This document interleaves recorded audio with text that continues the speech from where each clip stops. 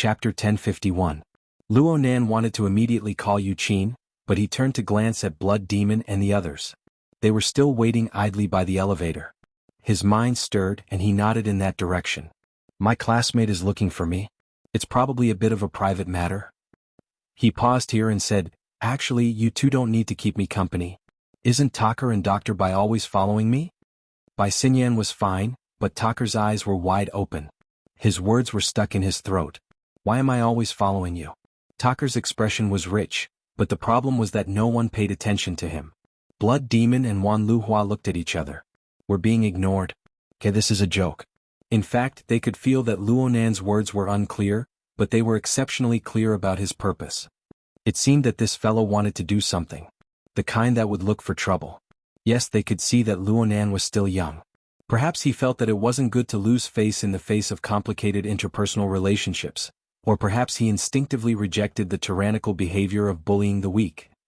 In short, the two extraordinaries who could suppress the vast majority of variables had become burdens. The two extraordinaries were unable to fully understand Luo Nan's mental journey for a while. However, they were all intelligent people, so they didn't need to speak too bluntly. A large part of the reason why they kept following Luo Nan was because they were worried that Luo Nan would directly clash with the extraordinaries on the Jadeite lightship. It might even escalate, adding variables to their future plans. Right now, the most troublesome few people had either directly or indirectly met face to face. The possibility of a direct conflict or a violent conflict was already very small. Luo Nan's current state had absolutely no problems with his personal safety. That's fine. I need to go take care of some things. Wan Luhua had been called over by Blood Demon at the last minute.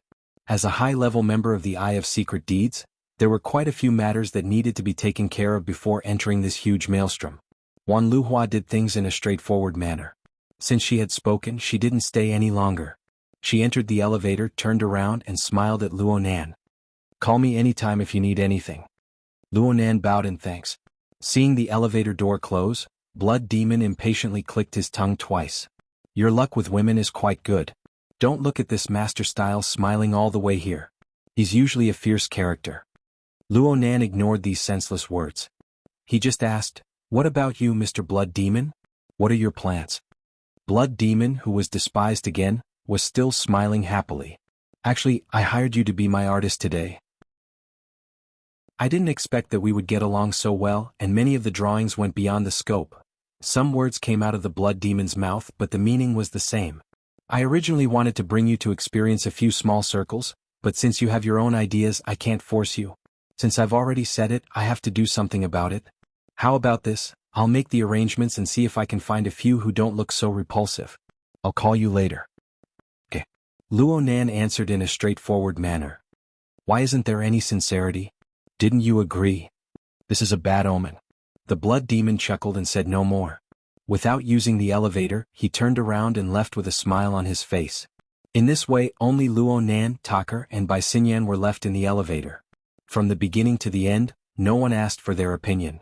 Bai Xinyan was calm and collected. In comparison, Tucker was a little impatient. Yes, perhaps it was because he had lost two nemesis characters in a row, but he was finally able to breathe. His courage grew when he was angry. After hesitating for a moment, Tucker finally asked the question. Roro. What do you want me to do? He emphasized the word, I, and blurred out the words Uncle Luo at the same time. Luo Nan didn't mind. He just laughed. Be a bodyguard. Since when am I a bodyguard? Aren't you? Then let's be clear about it. Tucker was speechless for a time. Clearly, Luo Nan wasn't going to reason with him. He could only blame Blood Demon for his terrible demonstration. Luo Nan really did have a plan for using Tucker. He had a plan on the plane, forming a basic train of thought. It was just that the details were not clear. The main thing was that Luo Nan's previous experience might not be useful. In any case, there were still a few hours left. This fellow looked like he had rough skin and thick flesh. He should be able to endure being tossed around. Luo Nan had a plan in mind, so he no longer paid attention to Tucker. He had to take care of some miscellaneous matters before doing proper business. He activated his wristband from several thousand kilometers away and contacted Yu Qin. The call was answered in an instant. Mr. Luo. They were classmates and alumni. This form of address was far too polite. It was a deformed beginning. It was hard to avoid awkwardness later on. Yu Qin wanted peace of mind. Fortunately, they were gradually getting used to it. My father asked for your number just now, Mr. Luo. I didn't tell him directly. Yu Qin's words were polite, but she went straight to the point. She really wasn't in the mood to engage in small talk. I think that he might have encountered some trouble. His mind is uneasy. Otherwise, he would have remembered that he contacted you through me at the end of last year. Oh, something like that happened. Luonan nodded. He remembered this detail as well. At the same time, he felt that the nickname Xian that the doll gave Yu Qin couldn't be more appropriate. She always had an intelligent and calm personality. My father is currently on the Jadeite light. He said that he saw you not too long ago. Yes, that's right. Yu Qin didn't ask why Luonan was there. Of course, she didn't say that Mo Han still believed that Luonan was still in closed-door training in Xia City's laboratory. She just asked politely and carefully, my father definitely needs help, but that place isn't like Xia City. Mr. Luo, can I give him your number? Sure. Since Luonan had returned the call, he had made preparations in this regard. He agreed quite straightforwardly. Yu Qin considered things a bit more. When asking for help, she needed to explain the sequence of events as clearly as possible. Only then would she not be embarrassed and even cause misunderstandings. She carefully considered her words and did her best to tell Luonan everything she knew. My father and my brother are together. They are here to treat the problem of an infection. Yu Qin's tongue was nimble. She explained the sequence of events clearly with just a few words. Of course, there were some details that she couldn't grasp. Luonan didn't mind because he had already grasped the keywords. Clay's laboratory. Luonan's gaze turned to Bai Xinyan. She could be considered half the main character. He grinned and comforted Yu Qin. I understand. You don't need to worry. I will understand the specifics of the situation from Uncle. Okay. Otherwise, you can give me Uncle's number. It's the same. Luonan's attitude was very polite. He didn't deliberately put on airs. Yu Qin clearly let out a breath of relief. She said that she would immediately transfer Luonan's number to her father and let him get in touch with Luonan. The call ended quickly and efficiently. Luonan quite approved of the other side's attitude. He thought about how he would have to call in a bit, so he simply stopped in the elevator and turned his gaze to Bai Xinyan. What kind of demonic moth are you guys up to now? Bai Xinyan looked a bit surprised. You're talking about Yu Qi's son, right? That young man is in Team C. He's a different kind of VIP. No matter how much the laboratory tosses and turns, it wouldn't cause trouble for its future customer. Luonan coughed. Start from the beginning. He looked at Bai Xinyan up and down. I found it strange just now. Yu Qin's brother, his name is Yu Zheng, right? He was infected in Xia City. How did he hook up with you guys across the Pacific Ocean? Oh, the course of the disease isn't right. He was infected at the beginning of the year. It's been almost half a year. If he hasn't been cured by now, then he should be in the severe third stage. Bai Xinyan pursed her lips into a smile.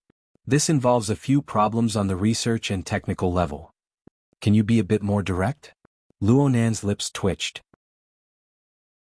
The water vapor body reflected his thoughts, and he subconsciously moved his fingers. His thumb and index finger unfolded one after the other. His middle finger was about to come out. It looked like it was going to be the third time soon. It was unknown whether or not Bai Xinyan understood Luonan's hand gestures. In any case, she did explain a bit more. Mr. Luo, perhaps you're paying more attention to the auction for this event organized on the Jadeite Light. But the essence of the event is actually an exhibition and an exchange meeting concerning the research and application of distortion technology. Or perhaps it's a trade fair for the results of distortion research in recent years. Among them, the controllable distortion technology is one of the most eye-catching ones. Luonan's fingers paused. Controllable distortion? That's right. It's using the dangerous external stimulation of distortion infection to find one or even several subversive human evolutionary paths. To put it simply, through this experiment, a new path can be opened between ordinary people and ability users. It's independent of the two existing paths of self-awakening and burner transformation. Bai Xinyan spoke with fervor and assurance. She spoke of everything she knew without holding back. She spoke without reserve. Admittedly, she spoke in a straightforward manner, but her contents possessed a shocking power. In the end, Luonan still extended his middle finger. His 3 fingers remained there, but his meaning had already changed completely. A third path. At least that's what the presentation said. It's the product of multiple technological collaborations. LCRF, Tianqi, Deep Blue, and a few private laboratories have all joined in. They've all achieved certain results. And Dr. Clay, my mentor, presides over the laboratory. He's the demonstrator of this technological achievement. The goal of doing this is to explore its value a step further. Right now is the time to expand its influence within a certain range and find even more supporters. Luo Nan raised his eyebrows. And at this moment, a communication wave activated the wristband of Gear's underground laboratory far away on the north bank. This call was within his expectations, but Luo Nan was surprised when he noticed the caller. "Hello, student Yu Qin?" "Mr. Luo." Yu Qin's enunciation was as clear as before, but compared to a few minutes ago, the speed of her speech was clearly faster. Her choice of words was less particular, and her final words were a bit shaky. "Mr. Luo, I can't contact my father." "Ha! There's also Yu Zheng. There's also Uncle Lu. There's also Secretary Zheng. They aren't picking up the phone." Chapter 1052. Yu Zheng sat ramrod straight. He was even more upright than he was in class. It wasn't that he wanted to sit like this, but the metal ring on his neck was constantly releasing a weak electric current that paralyzed the central nervous system. It made him unable to muster the slightest bit of strength from head to toe. He was in whatever position the others were in. He felt more like a patient with high paraplegia who was placed in a wheelchair with the other two members of Team C. He was controlled by the men in black suits behind and beside him as they walked through the long corridor and entered this unfamiliar room. Then he saw the people in groups A and B and saw that they were similarly paralyzed. He also saw the catheters extending from their bodies and the blood flowing through them. A whining sound rang in his ears. It came from the two fellow sufferers and perhaps also from himself. The situation didn't change according to Yu Zheng's will. The guys in groups A and B before him were treated a bit better than them. At least they had sofas and carpeted floor to lie on. They could only sit in wheelchairs and lean against the wall, shoulder to shoulder. Their hands and feet trembled as they waited for misfortune to descend. Yu Zheng didn't know what was going on at all. In the beginning, he didn't know who had ordered these expressionless men in black suits to suddenly attack them, knock down old Lu, take away their communication equipment and bring him here alone. Now that he entered this suite, he saw the floating mass of flesh that seemed to be slightly wriggling. He also saw the catheters, blood donors and equipment. He also saw the middle-aged white man who was half lying on the bed and receiving a blood transfusion. He had an answer to the previous series of questions.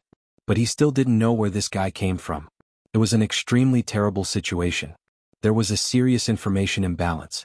Yu Zheng's thoughts could only move towards endless imagination. In the past few minutes, he had considered at least a dozen possibilities that could be used as suspense or horror. But in the end, everything turned into a meaningless turbid current of emotions. They wantonly squeezed his heart, stirred his brain, and turned his entire body into a continuously heated pressure cooker. His eyeballs were almost squeezed out of their sockets. Yu Zheng struggled with all his might, but the electric ring on his neck just happened to control him.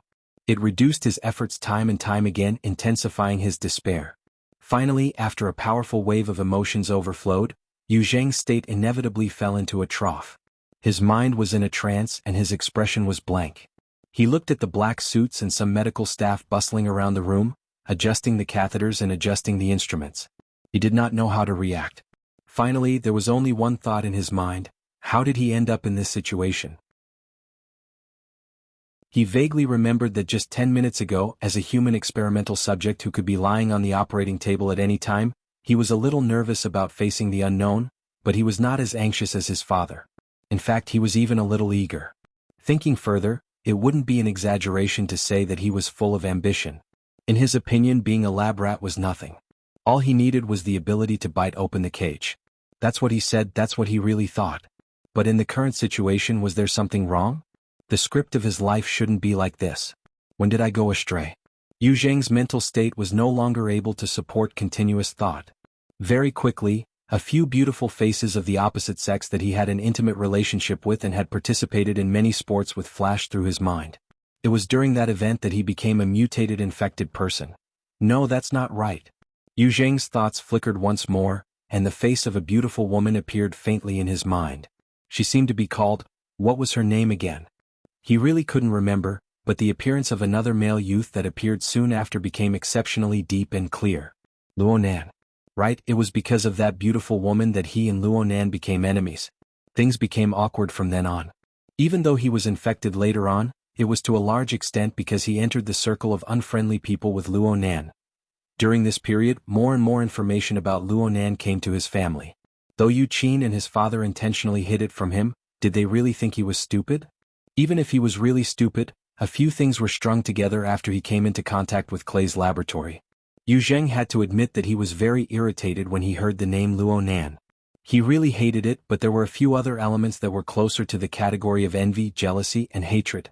Yu Qin often bragged to his father behind his back about how amazing this kid was and what abilities he possessed. Later on, he came into contact with Clay's laboratory and heard about the corresponding group. But basically, most of it was just hearsay. At the very least, Yu Zheng didn't feel it too much. After all, he had only fought with Luo Nan once in a virtual game. What he saw and heard afterward were all about Luo Nan's powerful connections and his inexplicable high social status. Through his deliberate understanding and partial imagination, the relevant concepts could only be manifested in a way that he could understand. Look, that kid who hasn't even shed his fetal hair has a so-called supernatural ability. Beauties immediately fall in love with him. He can call the wind and summon the rain, and he can act unscrupulously. If only I could do this.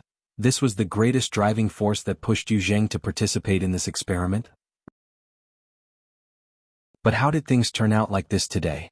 If Luo Nan can do it, why can't I do it? How did he do it? What should I do? His chaotic thoughts set off a turbulent flow of emotions once again. Under the effect of the large amounts of hormones secreted by the human body, Yu Zheng's heartbeat grew faster and faster. He unconsciously began to take large breaths and his vision grew blurry. It was as if that petite and tender youth was standing in front of him. He just stood there without any expression, but that spot clearly sparkled with light. On the other hand, Yu Zheng's side was a sheet of darkness. The boundary between light and darkness wasn't clear.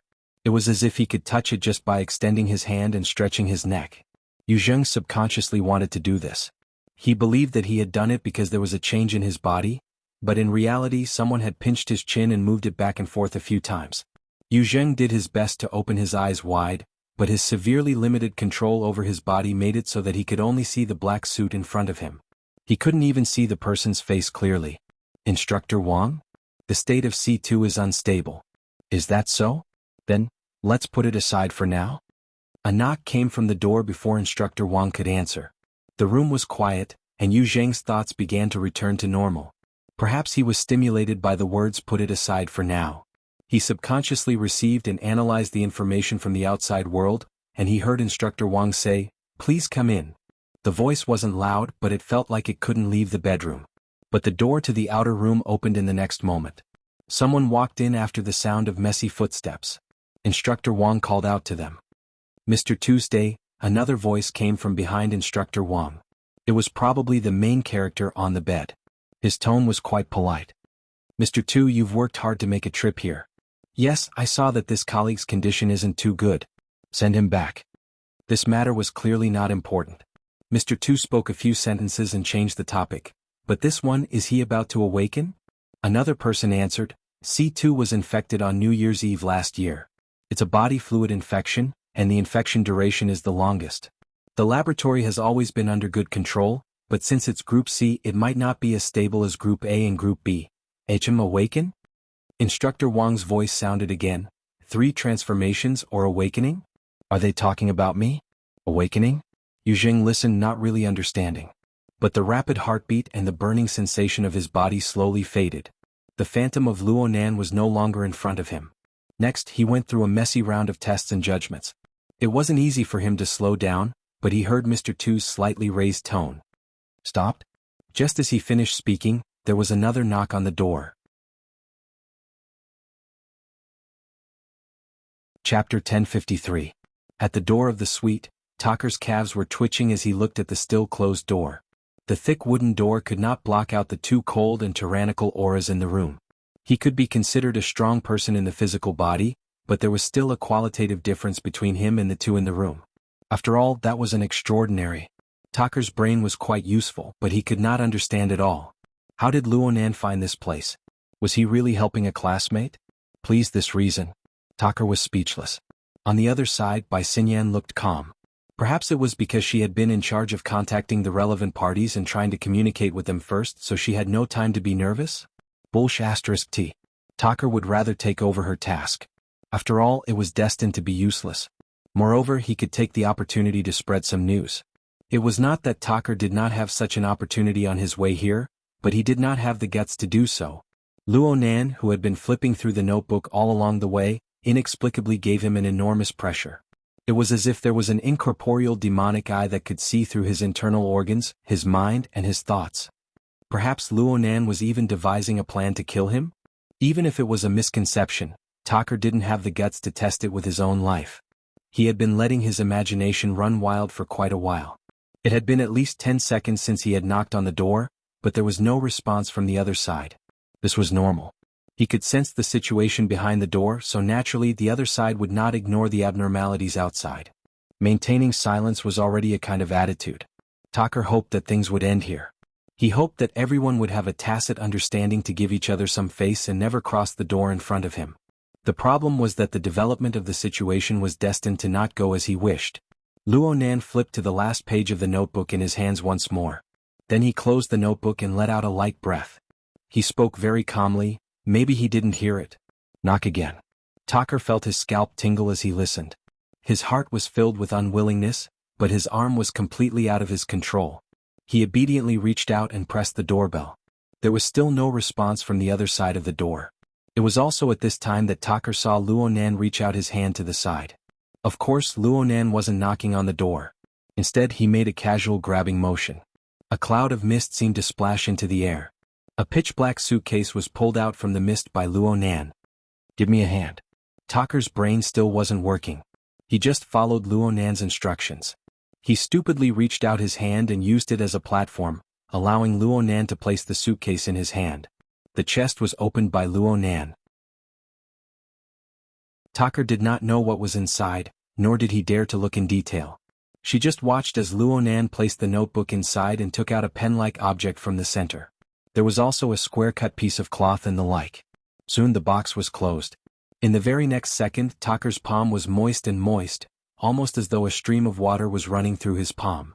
It was incredibly refreshing, and most importantly, the box sank right into his palm, vanishing without a trace. Magic? Spells? Tucker was a knowledgeable person, so he wouldn't make a big fuss over nothing. But the problem was that he could clearly feel that from the beginning to the end, the vital energy in his body was smooth and without any ripples, and it didn't cause any disturbance. Moreover, this wasn't under his control. It was Luo Nan. It was this young man before his eyes. Luo Nan had groomed him in a refreshing manner. There was no need for Luo Nan to use his spells. Tucker's palm was damp. There was no doubt that he was a tool through and through in Luo Nan's hands.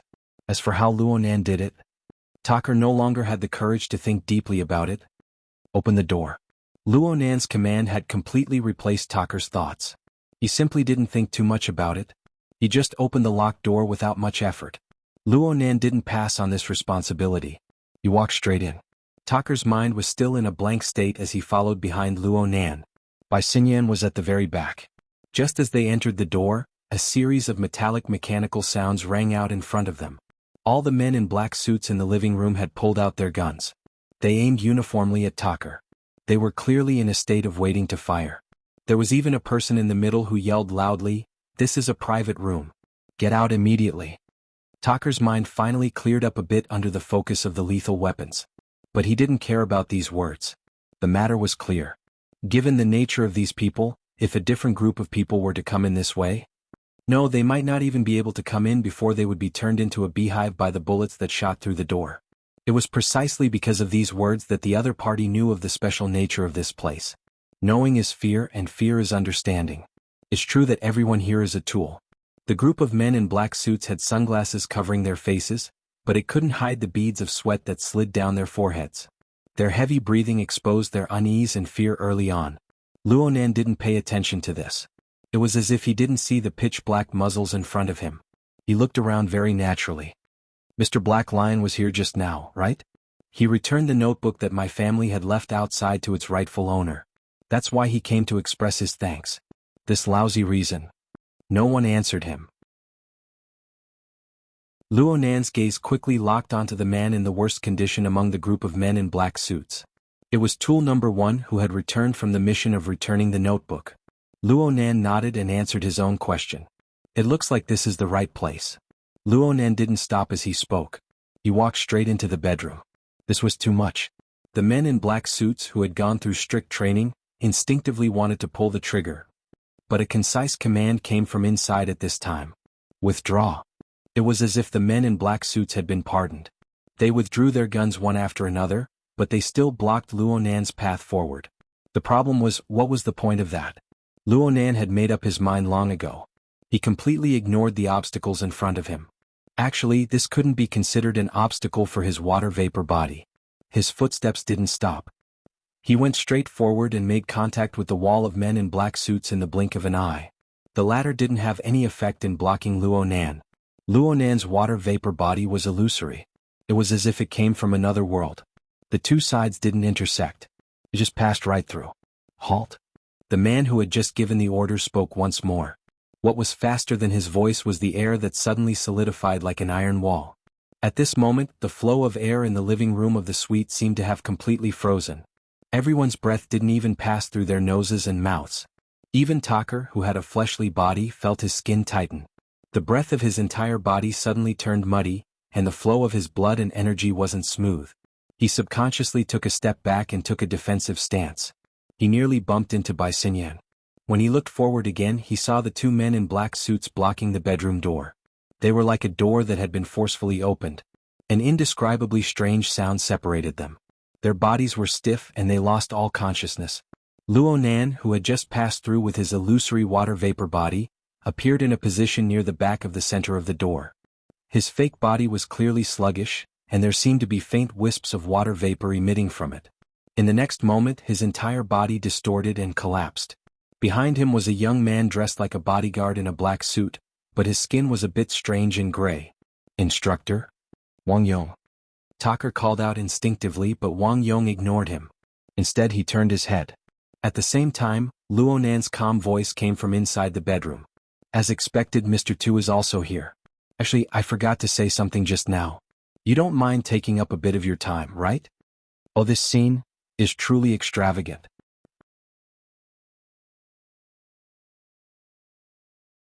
Chapter 1054. The situation before him made Tucker want to die. No, he absolutely didn't want to die. But in the current situation, there was a high probability that he would be killed here as a fish in the pond. Tucker knew who Wang Yong was. He was an extraordinaire who had been nurtured by a certain someone with all their might. He seemed to be the only one under the name of the LCRF. This person was very young, probably in his early 30s. Even if he was repeatedly questioned because of his independence and personal ownership, an extraordinary was an extraordinary. It was not Tucker's place to comment. If he really got angry, he wouldn't be able to do anything to the person in question. If he wanted to vent his anger on someone else, whoever stood in front of him would be the unlucky one. Wang Yong's skin color was already strange, and now it was even uglier. Tucker wanted to hide his body, but even though there were many muscular men in the suite, his body was the most conspicuous one. The thoughts in his mind could only be considered as wishful thinking. Fortunately, when Instructor Wang Yong saw that his line of defense had been broken through for no reason, he was stunned for a moment. Without even looking at Tucker and Bai Xinyan, he quickly turned around and rushed into the bedroom. In any case, the two of them wouldn't make any further moves. Indeed, Tucker and Bai Xinyan were very well behaved. They stood where they were and exchanged glances with the black suits in the room, showing their respect to each other. At this time, Luonan's line of sight had just finished cruising through the blood donors, the catheter network, the blood transfusion receptors, the relevant hubs, and the refining apparatus that filled the bedroom. In the end, he turned to 2G's face and said, 2 or 3 extraordinary circling around. Meaningless consumption and waste. This must be the legendary money ability. Luonan could see, at least from the perspective of others, that the situation in this bedroom was just a topic of conversation between Luonan and others. However, Tugu was not very cooperative. He maintained a calm attitude and remained silent. Luonan opened his mouth and the rest was very calm.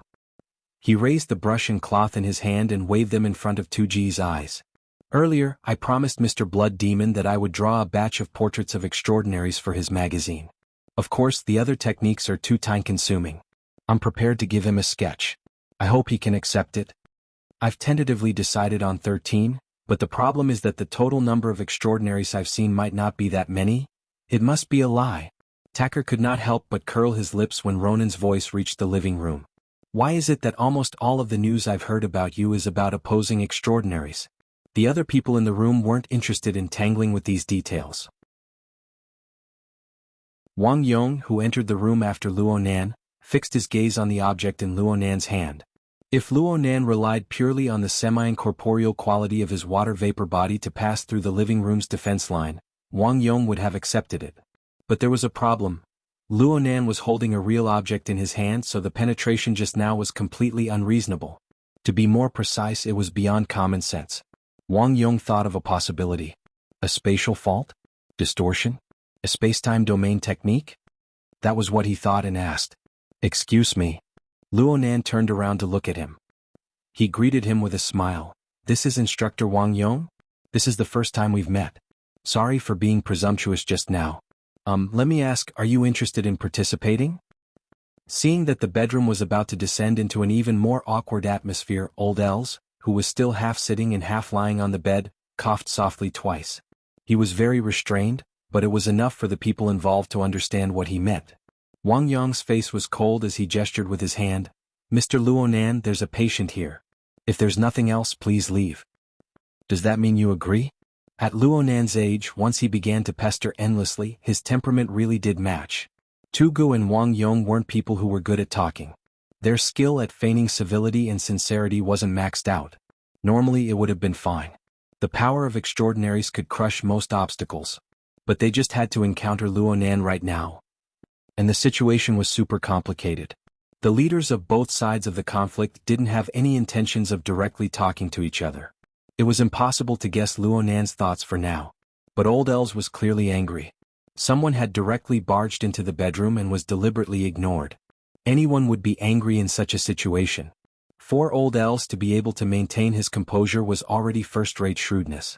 Half a second passed before Wang Yong replied stiffly, "This can be discussed later. Right now he's being treated." "Treated who? Blood transfusions or blood donors?" Luo Nan looked around once more at this exceptionally narrow bedroom that could already fit over 10 people. 9 blood donors and backup and 1 recipient. In his eyes, there were no secrets to speak of. If it's blood donors, then although these people can't walk properly, their central nervous systems have been disturbed by external instruments. They'll be fine once they've been dismantled. If it's said that they've been infected by a mutation, then they're all in the second stage right now. Even if their states are unstable, they can still be saved after a bit of tossing and turning. As for this, Luo Nan's gaze stopped on Wang Yong's face. He used his thumb to poke to the side, making it clear what he was referring to. His problem doesn't lie in his seemingly pure clone body. It doesn't lie in the mechanical backup of his soul information. Instead, it lies in his utterly terrible initial structural design. He hasn't sat properly since he was in the womb. Yes, whether or not he was born alive is still unknown. What's the point of tossing and turning? Luo Nan's words were thrown in Wang Yong's face. Wang Yong subconsciously swept a glance to the side of the bed, then he quickly shifted his gaze to stare at Luo Nan. "Mr. Luo, the patient is in front of you. Please be careful with your words." "Patient? This isn't a treatment. It's a life extension." "That's not right either." Luo Nan endlessly defined and changed his words. At the same time, he let the special paintbrush spin between his fingers. It was the standard frivolous behavior of a youth, but anyone who had a deeper understanding of him could see that there was an element of malice within. "In my opinion, this isn't a treatment. It isn't a life extension either. It's more like an investment. And it's not an investment in industry. It's a venture investment. There are some areas where investments are necessary, but self-righteous investments that waste resources can only be called extravagant and wasteful. Stopping losses early is the most appropriate thing to do. Of course, I'm not familiar with this line of work. I'm just borrowing it to make an analogy." Old Els coughed once more on the bed. This time, he simply cleared his throat and then spoke. "I'm familiar with the field of venture investment. Perhaps we can help each other out." No matter who looked at it, this was Old Els taking the initiative to release an act of goodwill. It was for the sake of breaking the deadlock of mutual disregard and entering a normal mode of communication. But this required Luo Nan's cooperation. Luo Nan really did stop spinning the paintbrush. He used 3 fingers to pinch the bottom of the paintbrush, exposing the jade white brush shaft to everyone's line of sight. This included Luo Nan himself. He stared very intently at the paintbrush. He was talking about another matter. Lifespan is probably the most conspicuous indicator of a leap in the hierarchy of life. It is probably one of the most popular directions. Someone once said to me, laying down laws is like a pass. Piling up corpses is like a mountain. In order to surpass the limits and obtain the tinder, sacrifices are inevitable. But if we just sit on a mountain of flesh and corpses and watch others sacrifice themselves, then we casually toss out a few melons and dates and call it venture investment, then there's no meaning to it. There's an ancient saying, one man holds the pass against 10,000 enemies. I don't want to give the authority to open up the limits of the human race to the hands of this person. Mr. Tugu, what do you think?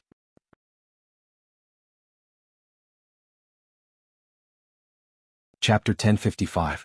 2G's face was expressionless. His sunglasses covered his eyes, and he did not open his mouth to speak. This caused the atmosphere in the bedroom to fall into an extremely awkward state. On the bed, Old L's eyelids drooped down. His face was as heavy as water. He did not look at Luo Nan again, but Luo Nan's image had already been outlined in his mind. It was just that it was not clear.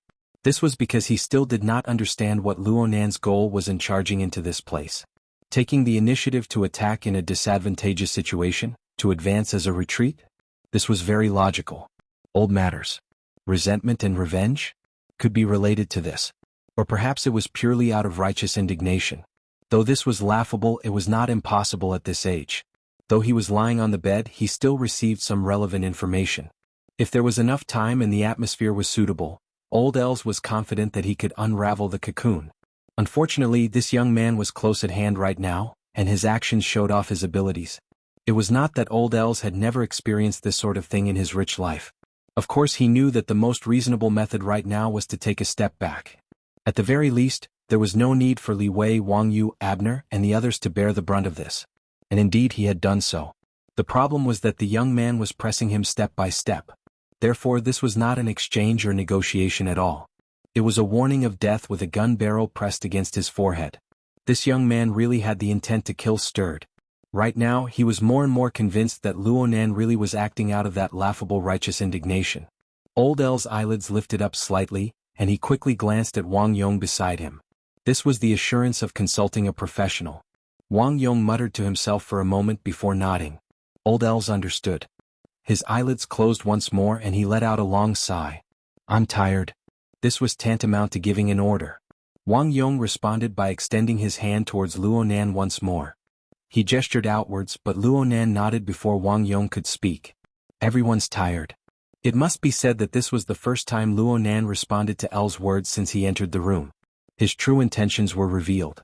Everyone should go wherever they need to go.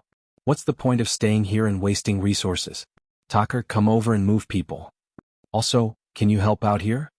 As the voice traveled outside, Tucker felt a chill from his scalp all the way down to his entire head, chest, spine, and legs. However, there seemed to be an invisible rope in the air that was holding his neck and even hooked onto his shoulder blades and tendons all over his body. Like a puppet being controlled, it pulled him forward. At this time, Old Els finally laughed out loud. When he saw that Luo Nan was about to sweep the room clean of blood donors, he felt that his boots had finally landed on the ground. His heart actually felt a bit carefree. Mr. Luo Nan, these are specially arranged treatment equipment. It's best to listen to the opinions of professionals before dismantling and installing them, okay? Professional? Are you as good as me? For a moment, the people in the room were speechless. It was not easy for him to connect the sharp young face in front of him with the concept of an expert. Yes, isn't he a professional? In the past, Luo Nan was fully deserving of being a master of the mental side theory of the inner world. Not to mention the live broadcast that shook the entire world on the beach of T-City.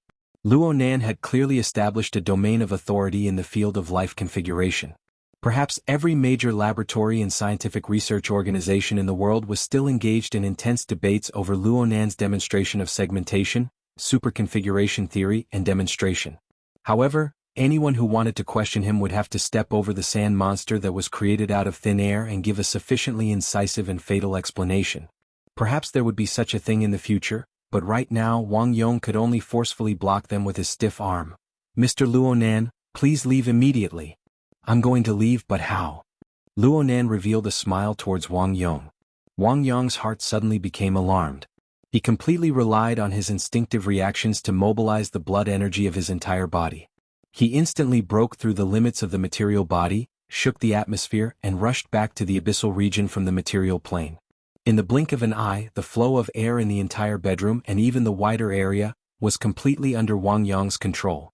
A muffled howl rang out in the room, but it was soon cut off. Only the frequency of the high-speed vibrations of the air could be heard. It faintly resonated with the distant turbulence of the abyssal region. It lashed at people's bodies and minds, bringing about a suffocating pressure. Under the effects of the power of an extraordinary, the abyssal region and the material plane were truly separated by a paper-thin barrier. The mental side could borrow the power of the abyssal region to attack the material plane, while the fleshly side could exert reverse interference, destruction, and even deep utilization. This sort of unyielding and skillful mutual interference and mutual achievement was something that the fleshly side and below could not hope to achieve. The confrontation between the fleshly side and the mental side, especially at the level of extraordinary, required that the power not be released lightly. If it was released, it would hit. It was necessary to actively disrupt and destroy the power transmission model and route of the mental side. Of course, nothing could be better than to directly destroy the frame of the enemy's body and soul and deliver a fatal strike. Wang Yong knew very well that Luonan's real body was not present in this situation. What was presented was merely a kiting thought, a long-range projection of soul strength. Luonan should not even dream of a fatal strike. However, this kiting projectile technique might appear to be extremely ingenious in its application, but it was destined to not possess high intensity and long-term combat capabilities. Luonan was taking it for granted if he wanted to shake the area overseen by two extraordinaries. Wang Yong was confident that he could destroy Tu Gu in an instant in a direct confrontation. Not to mention that his and Tu Ji's abilities came from the same source. They could mutually complement each other, realizing the effect of 1 + 1 is far greater than 2. What Wang Yong paid the most attention to right now was still Luonan's mysterious and unfathomable space-time domain technique. No matter what level one was at, this was one of the most headache-inducing extraordinary abilities. This was because it deviated far too much from common sense. It was very easy to create unpredictable variables. Wang Yong immediately made his move. 80% of his mental strength was used to perceive the surrounding environment, and he exerted his strength to form a powerful interference against this area. This was all for the sake of quickly capturing traces of Luonan's operation in the relevant domain, locking onto the source, and destroying the critical power structure in one fell swoop. He needed to end this battle quickly. Old L's stake could not withstand being tossed about. For some reason, Blood Demon and Wan Luhua did not follow along. They could appear at any time. He needed to take advantage of the fact that the two extraordinaries on his side occupied an absolute advantage in terms of hard power. He needed to use the peerless defense of Tu Gu to back him up. He needed to eliminate the danger in one fell swoop while it was still in its budding state. As for how to deal with the aftermath, there were naturally more professional people who would worry about it. Wang Yong was a meticulous person. And because of his professional habits, he thought very far and very comprehensively. His judgment was indeed quite on the level. His powerful energy of blood and energy imprisoned the air and charged against the abyss, forcefully choking the flood dragon like turbulence. He seized the opportunity to subdue it for his own use. Luonan, who was at an absolute disadvantage in strength, had his water vapor body warp and blur. The stimulation, control, and conduction of his soul strength were not that clear. However, Wang Yong was still able to capture the strands that flowed in secret. They were like cow tendons and bowstrings. They hummed and trembled in the most chaotic corner. They shuttled back and forth within the incomprehensible folds of space. They each had their own direction, but they also intertwined and weaved. It was as if they wanted to turn this limited space in the bedroom into a magic cloak that could be easily manipulated. This was already the limit of what Wang Yong could sense. Some of it was even a figment of his imagination that relied on theory and experience. He was even more unclear on the details and purpose of Luonan's wave of movements. But this was already enough to help him capture the relatively clear range of effect of the power. He immediately mobilized his most advantageous power to forcefully break through. This series of senses, adjustments, and force exertion were rich and complex in detail. But when restored to the range that the vast majority of people could see, it was nothing more than Wang Yong taking a step and swinging his arm. There weren't even any clear movements of a punch. The entire bedroom, including the living room outside, suddenly sunk into a stifling silence. What followed was the frantic wringing of blood under the effect of the difference in internal and external pressure. Practically everyone's blood and energy instantly surged to the top of their heads in this simple movement. This had nothing to do with emotions. It was completely the power of an extraordinaire. It dominated the direction and flow of everything within the relevant range. Aside from Tugu, the only one who enjoyed immunity was Old Els. He maintained his original posture as he watched Luo Nan's body, which he could not see any abnormalities before, suddenly warp and turn incorporeal. It was like the gurgling smoke of a humidifier. Soon it disappeared without a trace. As for the blood donors in the room as well as the bodyguards and personal staff who were caught in the crossfire, each and every one of their faces were flushed red. Some of them were even on the verge of collapsing. They were on the verge of fainting. Old Els frowned as he sighed in admiration at this supernatural power. He did not know whether or not this sort of attack would negatively affect the blood donors. Frankly speaking, he did not know whether or not it would negatively affect his own treatment. He hesitated for a moment, but he still chose to believe in the professionals. He did not say anything to interfere. He just narrowed his eyes and attentively sensed the changes within this body. If everything was normal. Old Els suddenly felt his heartbeat speed up, and it was completely irregular. It was like the problem of atrial fibrillation that had accompanied his body for dozens of years. He was not unfamiliar with this phenomenon, yet it came without reason. Old Els suddenly opened his eyes. And at this time, the various instruments that had been connected to his body all this time had already issued an alarm. Old Els felt that he should be a bit calmer, but the increasingly intense fluctuations of his heartbeat made him call out in a low voice. Wang Yong. The first to react was not Wang Yong. It was Tu Gu, who had been standing at the end of the bed all this time as the last line of defense. His reaction was very strange. He suddenly turned his head amidst Old Els' cry. His line of sight was directed at the deformed sarcoma that was suspended in midair. It was connected to many conduits. This was the core transformation center provided by the Black Lion. It was the key to treating Old Els' illness. Over here. Tu Ji's reminder was directed at Wang Yong, but Wang Yong himself had moved a bit earlier. He directly extended his hand to grab the sarcoma. Old Els was a bit baffled. He was actually able to follow this series of changes in movement.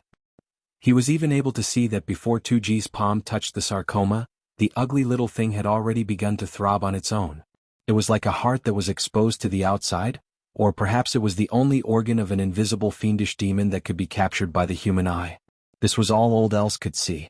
After his violently trembling heart broke through a certain threshold, it instantly destroyed his observation ability and crushed his rationality and will. He pinched his chest hard, wanting to speak, but he could no longer spit out a word. He could only vaguely hear Wang Yong's angry shout.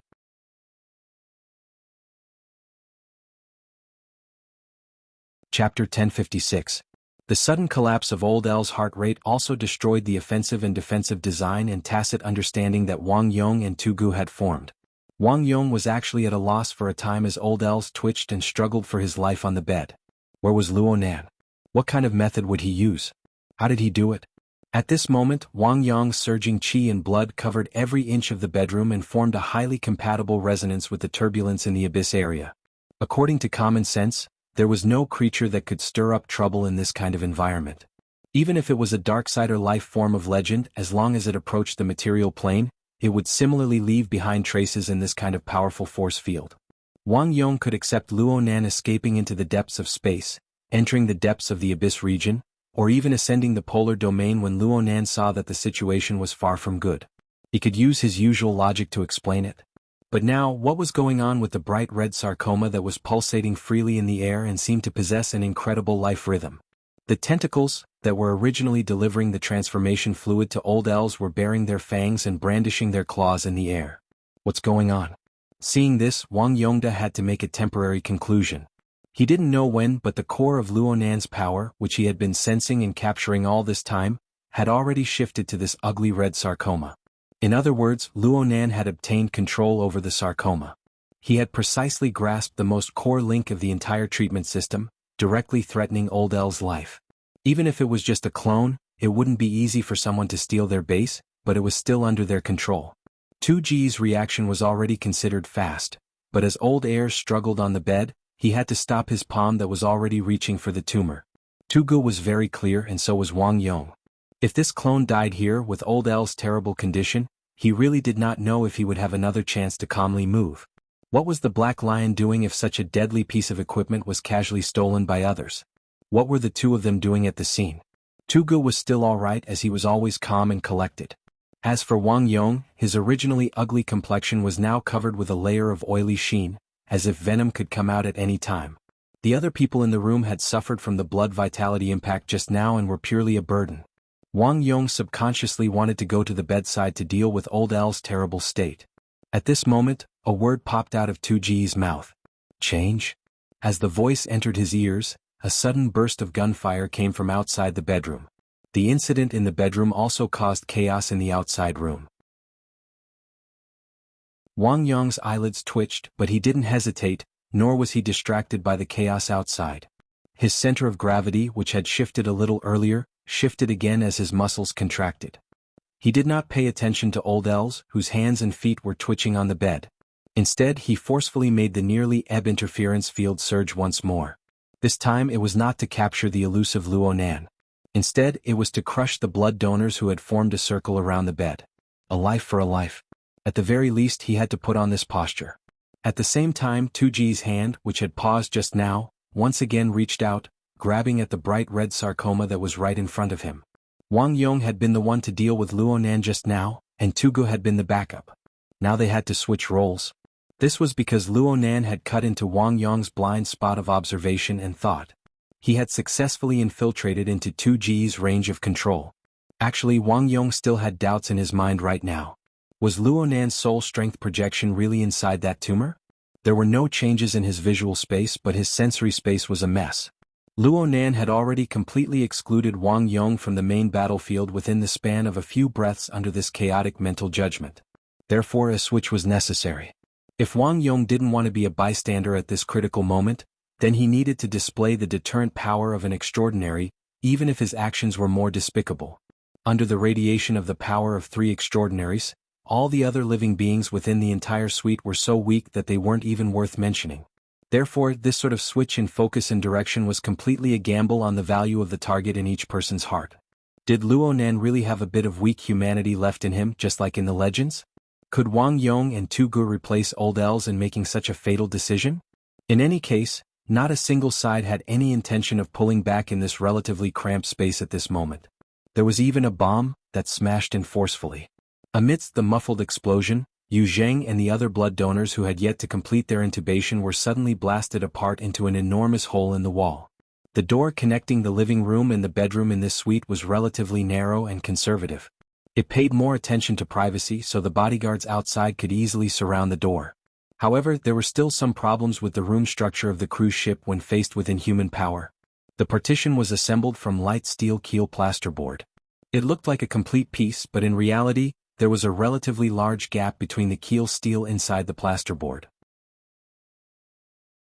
The fellow who had smashed in had leaped out from the gap between the metal frames, perfectly avoiding the blood donors who didn't have any defensive capabilities. He had met Wang Yong's fist with equal precision. Tucker. Wang Yong recognized this logistics tycoon from the Central Pacific Ocean. He knew that Tucker was the adopted son of Bai Hao, the flesh and blood of Master Dem. In a certain sense, it would be more appropriate to describe them as allies. But it was this fellow who had broken through the wall, charging straight at Wang Yong's fist. In the time it took for a spark to fly off a flint, Wang Yong saw the fellow's face. His face, which could be described as tyrannical and mighty, was now brimming with fear that completely contradicted his actions. It was to the extent that his entire facial structure was distorted. The tattoo on his cheek was infused with despair, as if it had transformed into an ominous demon snake that was slithering on his face. Wang Yong frowned and subconsciously slowed down his hand. The momentum of Tucker's charge was astonishing, but it wasn't a threat to an extraordinary. He didn't want to offend two important figures of the same camp because of this kind of man-made accident. Just as Wang Yong's fist changed from hard to soft, a dazzling light suddenly exploded from the corner of his eye. As for the power behind the piercing light wave and the impact it formed on the interference force field that he was leading, that was a problem for the next wave. No one could contend with the speed of light. Therefore, Wang Yong could only watch helplessly as the electric chain of light wave brushed past Tucker's head, which he had accidentally left behind, and cut right into Tucker's chest. Tucker's mouth was wide open, but he couldn't say anything.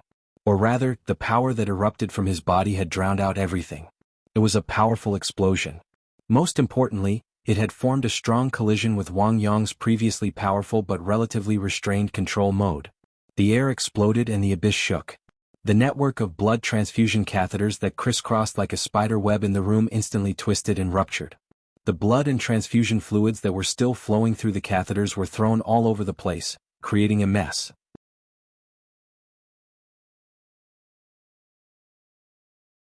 Chapter 1057. Most of the liquid droplets that were flung out did not even have the chance to land on the ground before they were directly crushed or even vaporized by the extreme power that surged back and forth in the room. The entire room instantly turned into a full-powered boiler. The boiling air rapidly expanded, and in the next second, there was a second explosion. The floor-to-ceiling window on the side of the bedroom that led to the balcony couldn't withstand the air pressure in this narrow space at all and shattered with a bang. The curtains were wrapped in glass shards and twisted alloy frames. As if swept by a storm, they were blown to the lower deck and the surface of the sea beyond. There were also 2 blood donors who were originally lying near the floor-to-ceiling windows. They were also swept up by the storm and slid against the reinforced glass railings of the balcony. Fortunately, the reinforced glass of the railings was of high quality. In the relatively open space, it was still relatively intact, so the 2 unlucky people did not suffer too much. After the storm in the house blew out, it was the turn of the airflow from the sea to flow back, mixed with moist water vapor. The clouds outside were getting lower and lower, almost merging with the surface of the sea. It was as if a heavy downpour could happen at any time. To the people in the eye of the storm, these were meaningless details. However, with such a commotion, it was inevitable that things would go out of control. Leaving aside the chaos on the lower deck on this side, the gunshots and explosions that echoed from the advanced suites at the bow of the ship instantly pushed a large number of so-called upper-class people in the area into the illusion that they had been attacked by terrorists. Panic and chaos quickly spread. Compared to the imaginary commotion caused by the fragmented information, the explosion in the Abyss district that changed from restraint to unrestrained was obviously more intuitive for some people. Once again, the Jadeite light cruiser was too small for an extraordinary. Everyone was able to pretend that they didn't know anything during the first wave of attacks. But when the sudden and powerful clash appeared, the minds of the many extraordinaries, who were previously confused and dizzy by Luo Nan's endless scriptures, couldn't help but be roused. They cast their senses over here one after another. Everything was open and above board. This was especially true for the few psychics. In fact, some of the B-class mental side experts could also sense this commotion. However, they were limited by their abilities, or perhaps they were directly scared off by the dangerous environment where extraordinary consciousness is gathered. Without a doubt, attention was also a distraction. If it was any other time it would have been fine. However, the current Wang Yong was being stirred up by the continuous changes. Once it dispersed. How unlucky. But then again, the way this energy works is so familiar. Who was it again? Regardless of the reason, Wang Yong's absent-mindedness had indeed given Tucker some space and time to stretch himself. And Tucker did indeed seize this opportunity. Well, let's just say he did. His body, which was far more robust than an ordinary person's, was driven by that explosive power. Like a bowstring that was released after it was fully drawn, he suddenly stretched out, not caring about any damage. Blood had already seeped out of his ears, nose and mouth, and his eyeballs were completely red. It was obvious that withstanding this kind of power that exceeded the limits of the human body was a huge burden on his body. However, the fact that he was able to withstand this power without dying proved that he had the qualifications to struggle for survival. His mouth was still wide open, and no discernible sound came from his throat. There was only a muffled explosion that directly compressed the air and forcefully broke through Wang Yong's control. It was as if a clap of thunder rang in his ears. Even earlier than the thunder, there were bolts of lightning and fire. However, this wave of lightning and fire did not pierce through Wang Yong's back, but directly burst forth from Tucker's body. This time, even if Wang Yong was a fool, he could finally capture that familiar feeling and turn it into a definite concept. Electromagnetic direction. Jin Tong. Wait a minute, Tucker seems to be electromagnetic as well? Useful and useless thoughts constantly intertwined and influenced each other. While Wang Yong was absent-minded, Tucker, wrapped in dazzling electric chains, charged forward like a mad bull, charging straight into Wang Yong's midsection. It had to be said that Tucker's control over his power was extremely crude, and there were also some subtle and ambiguous areas in terms of its level. However, the power he was currently carrying had indeed become a substantial threat to Wang Yong. Wang Yong's eyes were cold. He returned a punch, parried his elbow, and lifted his knee.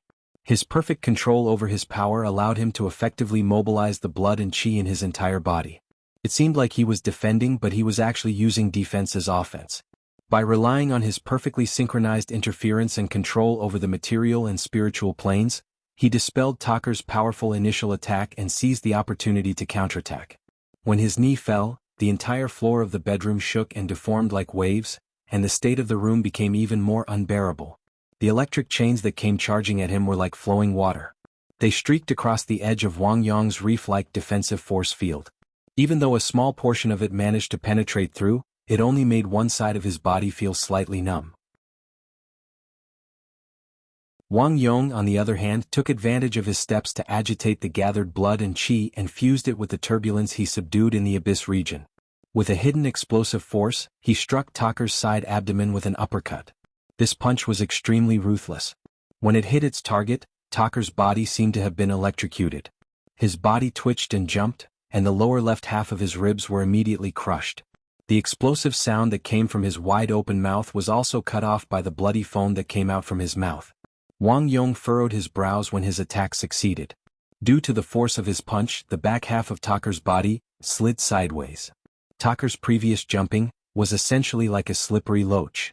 It cleverly dispelled the heavy injury that would have dislocated all his internal organs. His body also fell to the side, coincidentally avoiding Wang Yong's attack. This should have nothing to do with Jin Tong or electromagnetic energy. Instead, it should be the foundation of yoga, which was a traditional practice in the subcontinent. This attack was completely Tucker's instincts, and it had indeed reached the limit of what he could handle. His blood-red eyes had lost their focus, and his mind was completely muddled. The direction in which he fell was exactly where Tugu was. The entire bedroom was not very big, especially the area at the end of the bed. There were also the blood donors placed by the wall. Wang Yong, Tugu, and Tucker were all extremely strong people. The three of them piled up there, filling up the entire area. Other than the moment when Tucker broke through the wall, all his other movements had to be executed in the space of an inch. After all, Old Els was not completely dead yet, was he? Tucker's fall had indeed caused him to crash into Tuji's back. The electric glow on his body flickered, and he still looked very intimidating. Wang Yong reached back and grabbed Tucker's back. It was also at this opportunity that Wang Yong glanced in front of Tugu. He saw that this expert, who was even more powerful than him, had just grasped the bright red tumor in his palm. Then he exerted his strength. Following an indescribable strange sound, the entire tumor was forcefully crushed by Tugu into blood and flesh. The blood and flesh splattered out from the gaps between his fingers. Some of the flesh directly hit Tucker's face and it was a bloody mess. So ruthless, but it's considered a success? Naturally, such a thought flashed through Wang Yong's mind. But in the next moment, a sharp and ear-piercing hissing sound exploded. It was filled with madness and chaos. The source of the sound was Tuji's palm.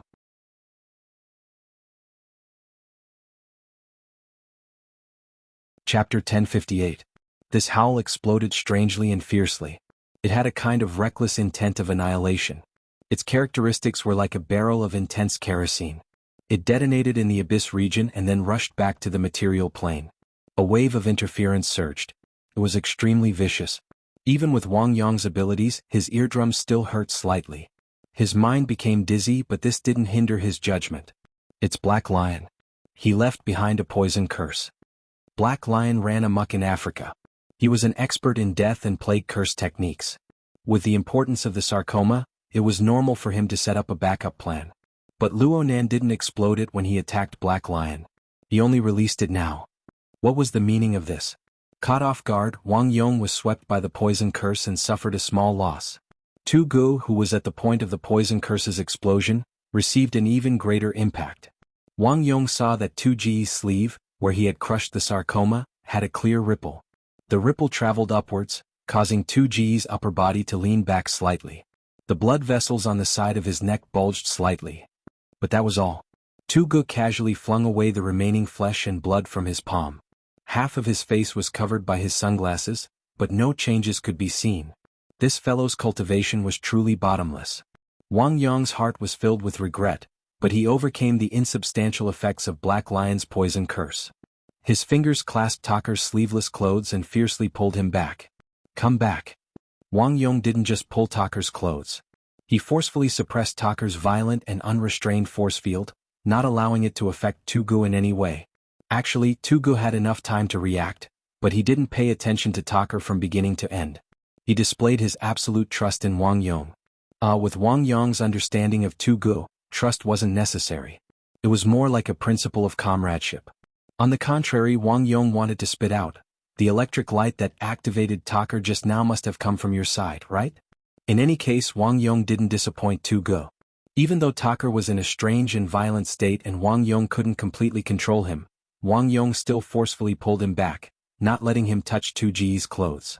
Although Taker's will was muddled, his body's instincts were still there. He continued to struggle like a beast that had lost its mind. It was even more impossible for Wang Yong to kill him at this time, so he simply cooperated and used a joint technique, hoping to break the big black man's arms and legs to get the ball. The struggle in the tiny space still looked intense. Their joints collided and the friction was electrifying. Strong winds blew in all directions, and even the cold sea breeze that blew in from the balcony formed a strong and disorderly turbulence. But in Wang Yong's consciousness, the situation was basically under control. He was able to faintly sense that the soul strength Luo Nan had projected had been crushed to pieces along with the fleshy tumor. Right? Only then did Tugu turn around. Separated by their sunglasses, they exchanged a tacit look. Then both of them frowned. Outside the window, the wind howled and the sound of water roared. It was as if waves were crashing against the side of the cruise ship, hitting all the way to the floor where the suite was. There were really splashes of water splashing in, drenching the two unconscious blood donors on the balcony. Preposterous. This place was at least 60 meters away from sea level. If the waves hit here, could it be a tsunami? Of course not. It was just that the dark clouds in the sky outside had formed a waterspout within the turbulence of the atmosphere. The waterspout just so happened to hit the bow of the ship. The aftermath had yet to die down, bringing with it the airflow of water. It swept across the side of the cruise ship, bringing with it countless screams. There was even a thick fog-like cloud of smoke. Under the effect of the fierce winds, the smoke was pushed inside. It was stimulated by the leaping electricity in the air of the bedroom. Crackling sounds rang out. He went outside? Wang Yong immediately thought of Luo Nan. From his position he could see the situation outside the balcony. His gaze had just drifted a bit when Tuji's deep voice rang out, "Over here." "Where?" Tugu didn't reply. Wang Yong looked over, but all he saw was the reflection of the dazzling sparks of electricity from the sunglasses on Tuji's face. In the domain of pure vision, the flickering sparks of electricity still possessed an extremely powerful dominance over the current bedroom. Fine sparks of electricity interweaved in the air. They were reflected on the black lenses, and they reflected off each other. For a time, there was an extremely strange and gorgeous feeling. Wang Yong didn't have the mood to appreciate it. He had been alerted by Tugu and had sensed some abnormalities. The main source of power was obviously Taker. This beast had lost its mind, but it was still stubbornly resisting. Sparks of electricity flowed on its body, piercing through the air. It was the most eye-catching.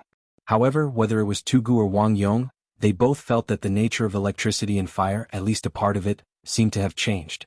The feeling it gave them was, this electricity and fire was not the same electricity and fire. Its nature was vastly different. To be more precise, it was a completely different kind of electricity and fire that had inexplicably seeped in. Ah! A hoarse roar burst forth from Taker's throat, interrupting Wang Yong's thoughts. This fellow's right elbow joint had clearly been smashed by Wang Yong. His left rib was also heavily injured. His body's functions were greatly damaged, but he still didn't seem to have an end. Even the explosive power within Taker's body was being urged to rise without regard for anything else. It was like an overloaded steam turbine. The blades spun violently, and it could distort and collapse at any time in an ultra-high-pressure environment. He had truly lost his mind. But how did Luo Nan do it? It was very clear that he had come to the conclusion that the situation was under control too early. Whether it was in front of him or in his senses, there was no sign of Luo Nan. However, the youngest extraordinary, who was merely projecting his soul strength, used all sorts of methods to announce his existence. He was just like an incorporeal and formless soul. He could see nothing, yet he was there. He might even be standing in front of them in the open, watching them with a cold and disdainful gaze. Wang Yong was already a bit impatient in his mind. The suite had truly turned into a pot of porridge ever since Luo Nan started moving. the material plane and the mental plane, control and anti-control, destruction and anti-destruction. There were also unforeseen accidents that rose and fell in succession. It was as if there would never be an end to them. Yet these damned accidents always showed their dirtiest butts to Luo Nan. They only showed flattering smiles to Luo Nan. It was very easy for one's mental state to explode after encountering too many of these accidents. Wang Yong gradually came to a realization. Luo Nan's vision and level were clearly not limited to a simple line of sight. He wasn't restricted to people. He wasn't stagnant with objects. Instead, he was able to manipulate and mobilize all the operational resources in the surroundings, integrating them into an inconceivable domain. This was the difference between the mental side and the fleshly side. But for a 17-year-old kid to accomplish this, Wang Yong's hand suddenly went numb. It was Tacker, whose chest had been caved in and his hand broken. Tacker struggled once more, directly using his teeth this time. He turned his head and hissed, wanting to bite Wang Yong's throat. His bloody face was truly malevolent and terrifying. But that wasn't all. The speckles of blood and minced meat twitched and throbbed. There was electricity connecting and connecting to each other, connecting to each other. What was going on?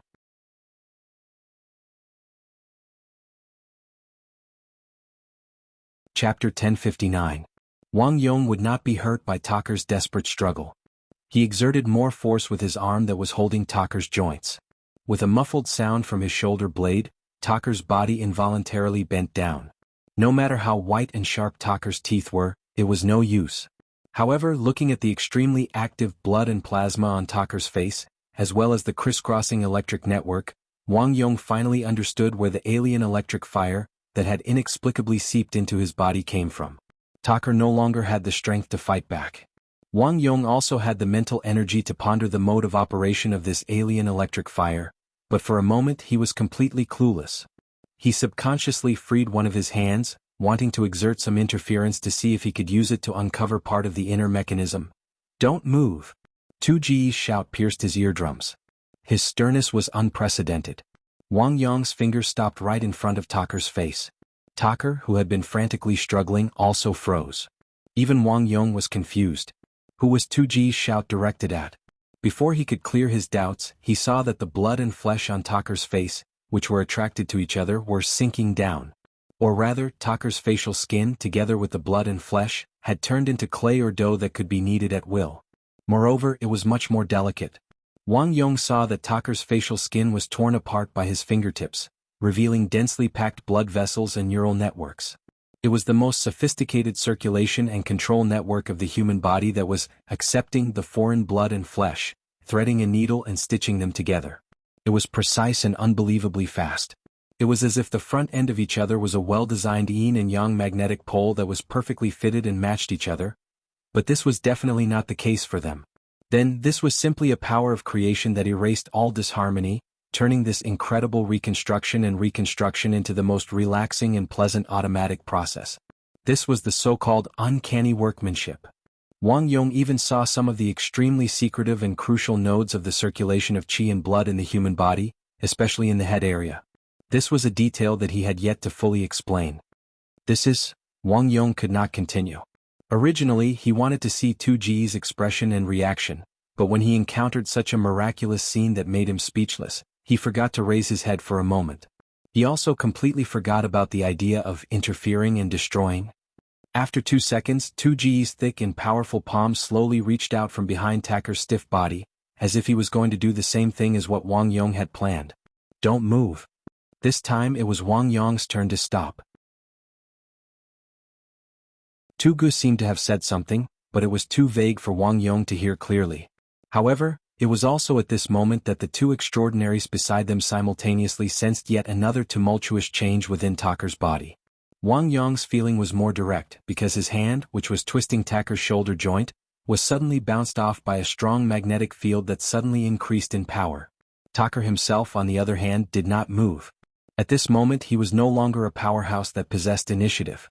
Instead, he had transformed into an exhibit that was constantly being innovated.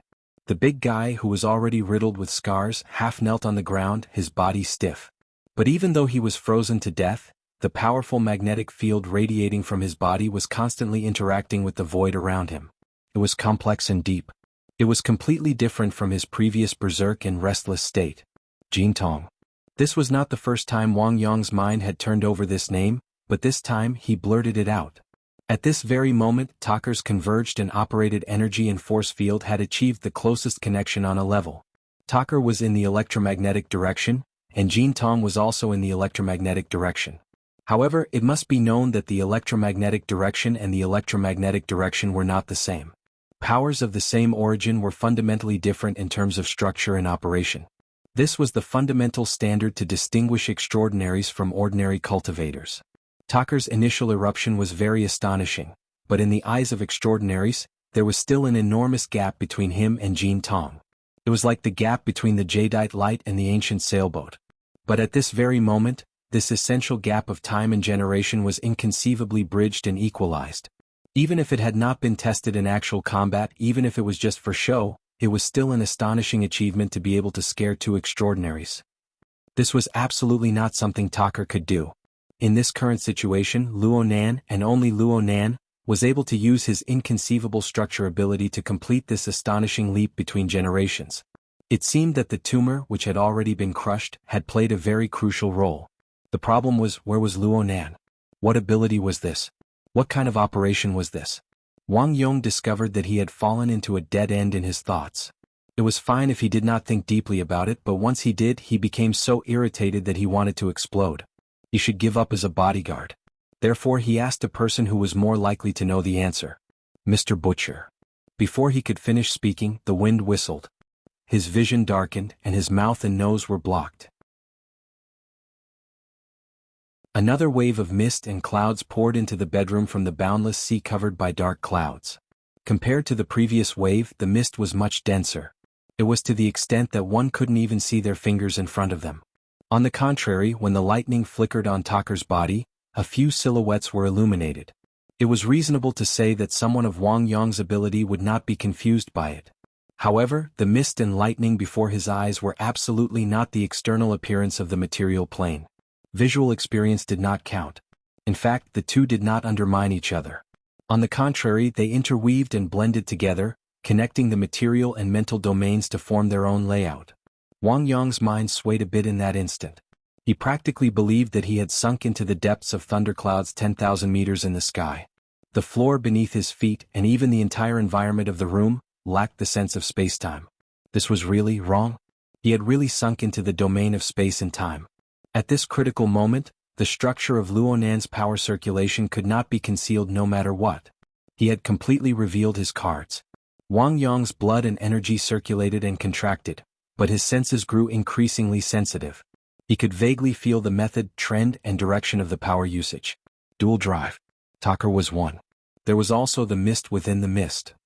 Suddenly, 2G's figure exploded. His long arms stretched out and pierced into the depths of the mist with a ripping sound. However, no blood splashed 3 feet. Instead, a flame inexplicably ignited within the mist, allowing them to see a piece of cloth burned to nothing. Severed. Luo Nan brought it in. Wang Yong spoke in a low voice. He had the impression that Luo Nan seemed to have said that this thing was a painting material. Luo Nan had tossed it here during the first exchange. As Wang Yong spoke, a strange and deformed phantom appeared where the mist and flame of the cloth met. It seemed to be the amalgamation of a cow and a spider. Presumably, it had suffered heavy injuries under 2G's fist force. It struggled for half a second before collapsing and scattering. It even let out a strange cry. The sound sank into the depths of the mist, but it actually carried the echoes of the distant deep space. It could be seen just how complex the environment and laws of a mere 20 square meters of bedroom had become due to Luo Nan's method of distorting space and time. Fortunately, this sort of space and time environment was destined to not exist for long. In fact, when Tugu exploded with power and struck this monster, one of the driving axes, Wang Yong's energy surged as he responded. The fierce and tyrannical energy of the two extraordinaries interweaved with each other. It caused the already unstable chaotic structure of space and time to begin to sway and deform. Many parts of the structure collapsed and split apart. If this was a battle of life and death, everyone would have already begun to change moves. But the reality was that there was no back. Luo Nan's energy circulation framework, which he had just gained a bit of clarity, was completely withdrawn. It was so direct and efficient that the mist and cloud rolled out in reverse. They mixed into the cumulus clouds of the ocean and sky, which had nearly swallowed the giant ship. They fused together in the blink of an eye, becoming indistinguishable from each other. Wang Yong was stupefied. Such a strong start and weak finish really felt extremely awkward. Then he looked at the bedroom. First was the bed. Old El's was still the same. After Tugu had crushed the tumor, he had cut off the path of Luo Nan's influence. He had been maintaining the bed ever since. Even though there were 2 waves of smoke and water scouring the bed, it was still relatively dry. It could barely be seen. As for the other places, it was so spacious. Where was he?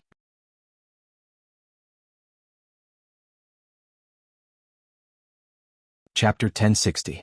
Old Elsa's personal attendants and bodyguards were still there, but they had been knocked unconscious by the continuous impacts. But what about the blood donors?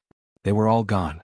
Wang Yong could not help but think, could it be that the cloud of smoke that swept out had already brought all of these people out? But there were a total of 9 people. They were distributed in every bedroom. It wasn't just the balcony, the ones by the window, but there were also those close to the inside of the room. There were even those right next to Wang Yong. Actually, Wang Yong was able to guess the general logic behind this. Luo Nan had placed them into the chaotic spacetime domain, taking advantage of this opportunity to quietly move the blood donors away. He was even able to guess that the chaotic spacetime domain that had enveloped them just now was a double-layered sack. One layer contained them and the other layer was used to save people.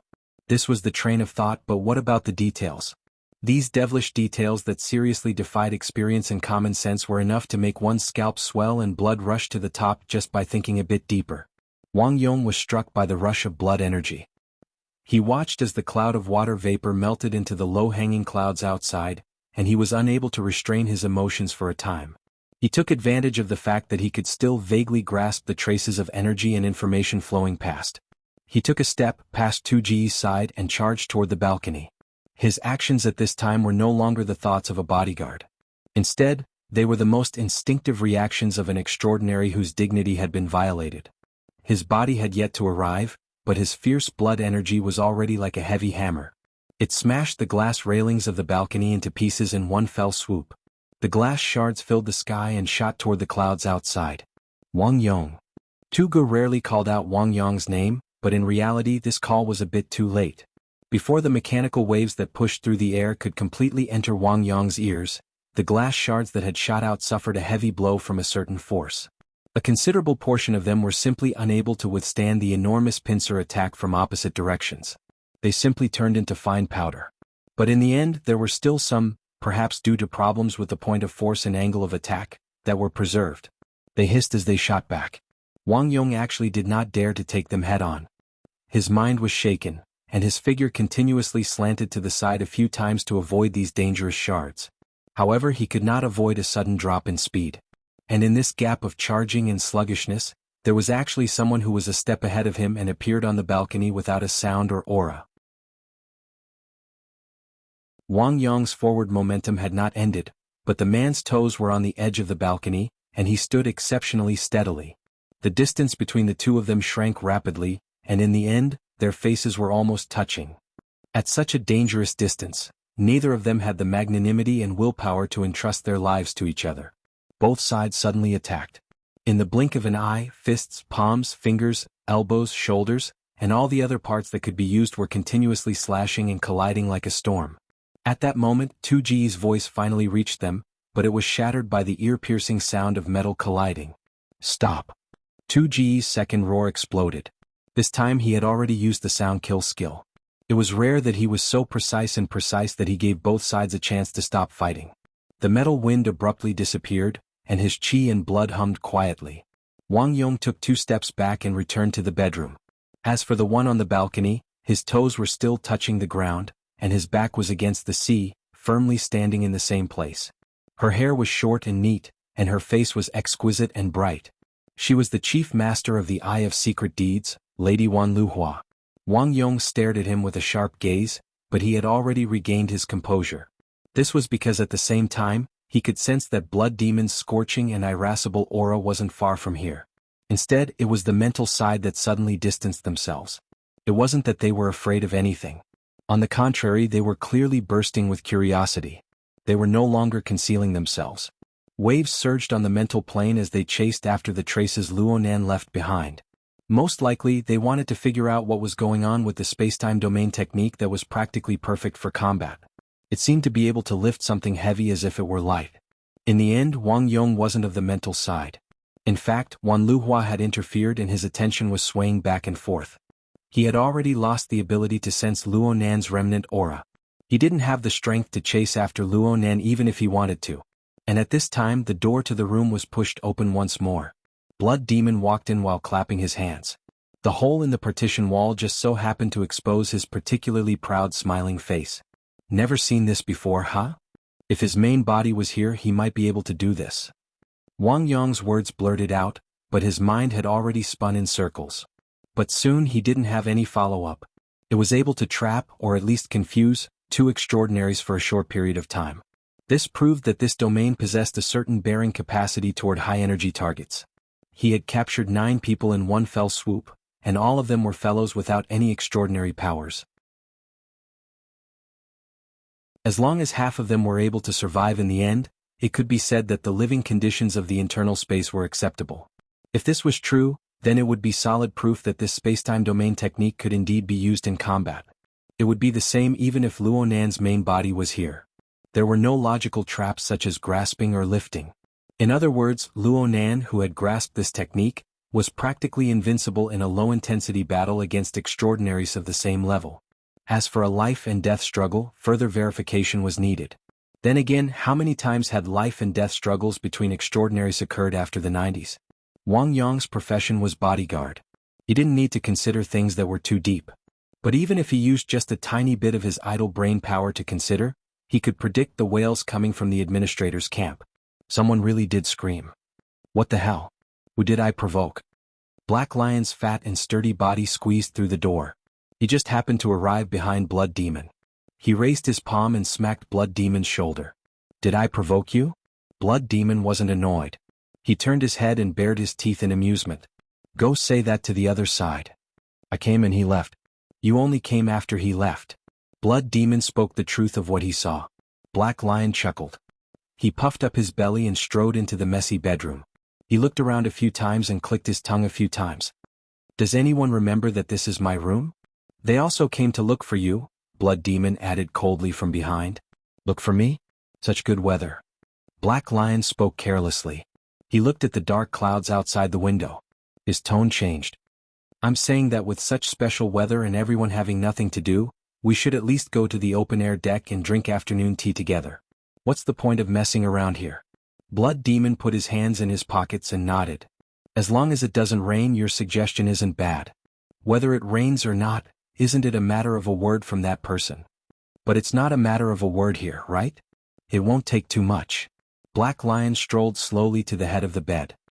He lowered his eyes and swept his gaze across Old El's face, which had turned purple and black. He curled his thick lips. I told you not to catch a family and take advantage of them. This doesn't seem to be the point. I mean, since it's already like this, why should we continue messing around for him? Tugu heard this and turned his head to look. Black Lion smiled at him. With his smile he flicked his finger. With a muffled sound, a rotten watermelon exploded on the bed. Red juice and white flesh splattered everywhere. Done. If only I had done this earlier. The room was quiet for a moment, which made Black Lion's voice even louder. It's upstairs, the poolside bar. It's relaxing and pleasing to the eye. There's enough coffee, drinks, and refreshments. My treat.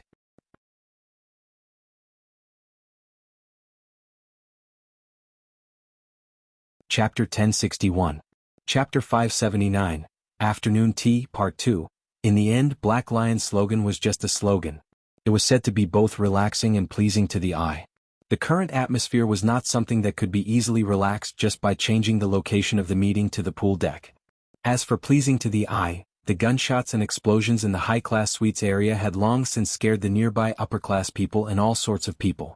Coupled with the dark clouds that suddenly pressed down, it was definitely not suitable for outdoor activities.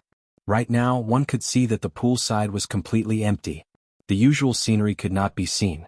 Constance and Wan Luhua were outstanding beauties among the people who came one after the other, but no one dared to persuade them to change into swimsuits, right? So the reality was that everyone was sitting or standing on the pool deck. All they saw were faces that were familiar to the point of no surprise. Only they were closer to the thick clouds in the sky. Their mouths and noses were filled with a slightly fishy dampness when they breathed. They could vaguely feel the rich free electrons flowing within a magnetic field that was so weak that it was like an illusion. Frankly speaking, no one liked this sort of environment. Interest was another matter. Constance and the star which rushed over under the drive of interest. Perhaps the death which was here as well, but she did not come out to greet them. Earlier they had used their soul strength to track the traces of Luo Nan's spacetime domain. It was clear that the tracking was not very successful. They wanted to take this opportunity to meet and confirm. The problem was that Luo Nan did not immediately show himself. This caused this social activity, which was already somewhat unworthy of its name, to become more and more lacking in theme. Fortunately, the group of extraordinaries were able to quickly find a replacement. It was the only injured person on the deck right now, Tacker. This dark-skinned big fellow should be the most miserable one right now, judging from his appearance. His 2 arms were fractured, his left leg was fractured, several of his ribs were broken, and there were many contusions on his shoulders and neck. There was no need to mention the invisible internal injuries. Right now, his consciousness did not seem to be very clear. He leaned against the leg of a table under a parasol by the side of the pool. His head hung low as he accepted Wan Liuhua's bone setting. This treatment was quite high. The problem was that he did not show any signs of returning to his senses. His 2 eyes stared blankly at the surface of the pool in a daze. It was as if he did not know that he had become the focus of the extraordinary's eyes. Every bolt of lightning that flashed past his body was particularly eye-catching. Especially Constance. This top-notch world spiritist's line of sight penetrated through the shadow of his hood. He accurately captured the details of the interaction between Tacker's body and his body, the interaction between matter and spirit, as well as the even more intricate structure built upon those details. The so-called framework was in fact not intuitive enough. Most of it was half speculation and half deduction. However, for an expert such as Constantine, he could still integrate the fragmented information into a relatively intuitive, foreseeable result, and apply the result to a specific situation for further deduction.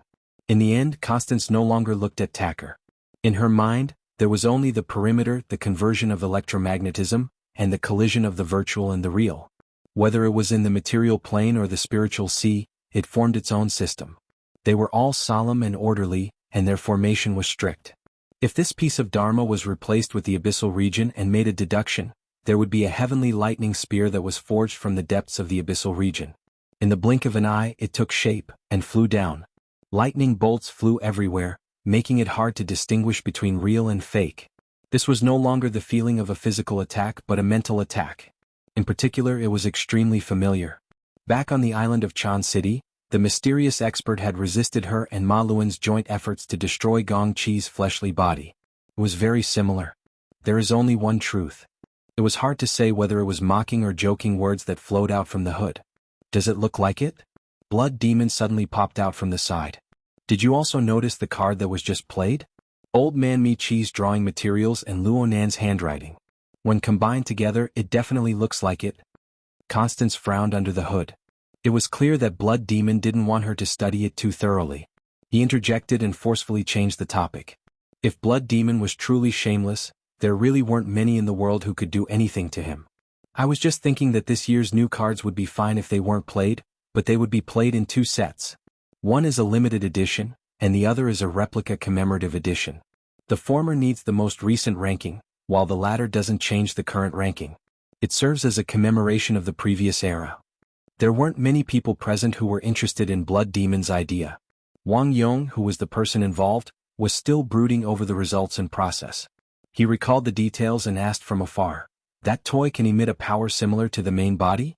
Is it a transfer, a projection, or an imitation?" Blood Demon went, He didn't respond for a time, but there was no need for him to respond.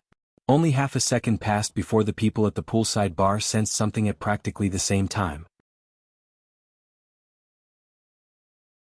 There were clear warped ripples on the mental and material interference level that they could reach. From nothingness, an additional domain rolled out from the originally smooth structure of the void. It was like a flower that bloomed in an instant and then quickly withered. However, the space that temporarily expanded and bloomed was enough to spit out the group of people, allowing them to return to this normal world. No one died? The distance was a bit far. But it didn't matter. Aside from old Els, whose head had already been blown off, none of the extraordinaries present were particularly interested in these unlucky experimental subjects. Even if they had some extra purpose, they had to give face to the young and vigorous Mr. Luo. It wasn't good to immediately brush aside the young and vigorous Mr. Luo's face. More importantly, these people were sent several hundred meters away. The core energy belonging to Luo Nan appeared in the clouds above the poolside bar. Everyone shifted their gazes at the same time by chance. They saw a cloud rich in water vapor. It was as if it was being pulled down by a powerful sea breeze. Then it was blown away and took form. It was like a master painter splashing ink on a painting. At first glance, one could feel its spirit. It was none other than Luo Nan. However, this sort of shaping technique presented a flying energy that broke free from the bindings of concreteness. It was faintly discernible, faintly discernible. It was quite different from before. "Bro!" Blood Demon called out loudly. Luo Nan didn't respond. In fact, he didn't pay attention to the 7 extraordinaries here for now. Instead, he directly issued an order to a certain person to the side. "Professor Bai, go and clean up the mess with the blood donors. I've asked Sister Ying to go over there. She can help out as well." Bai Xinyan arrived at the poolside deck. She didn't ask for details. She didn't need to ask. She just needed to be self-aware. If she didn't do well, she would suffer. Bai Xinyan gave a slight bow and then left the deck. Only now did Luo Nan apologize to these extraordinaries. "I'm sorry. That water vapor fake body was scattered. It's difficult to reform and take form. We'll take a bit of time. It's not convenient to talk right now. You guys talk first." The others didn't matter. No matter what reason Luo Nan took out, it was fine to just treat it as the truth. Only Black Lion, who had picked a seat first, sat down on his back. He chuckled and interjected. "Stonehead doesn't care about this. There's no need to give them a way out. They broke their legs. What are they putting on an act for?" Wang Yong, who stood in a corner out of habit, tilted his head toward Black Lion. Black Lion's eyes couldn't be seen behind his sunglasses. Tugu acted as if he didn't hear Black Lion at all. He just stood not too far away from Tucker, observing quietly. He didn't seem to be annoyed at all. Luo Nan didn't respond to Black Lion's words. He didn't care if that person was embarrassed or not. This fake body that had yet to take form floated directly above the center of the pool, pulling away from everyone by the side of the pool. The moment he hovered, the water below him surged. Many slender limbs stirred the surface of the water. There was also a bull's head bobbing up and down in the water. The bull's head mooed miserably. "I'm going to die. I'm going to die."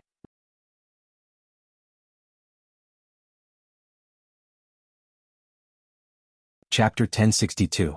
Nyogue was a very pompous fellow, but this time he was probably speaking the truth.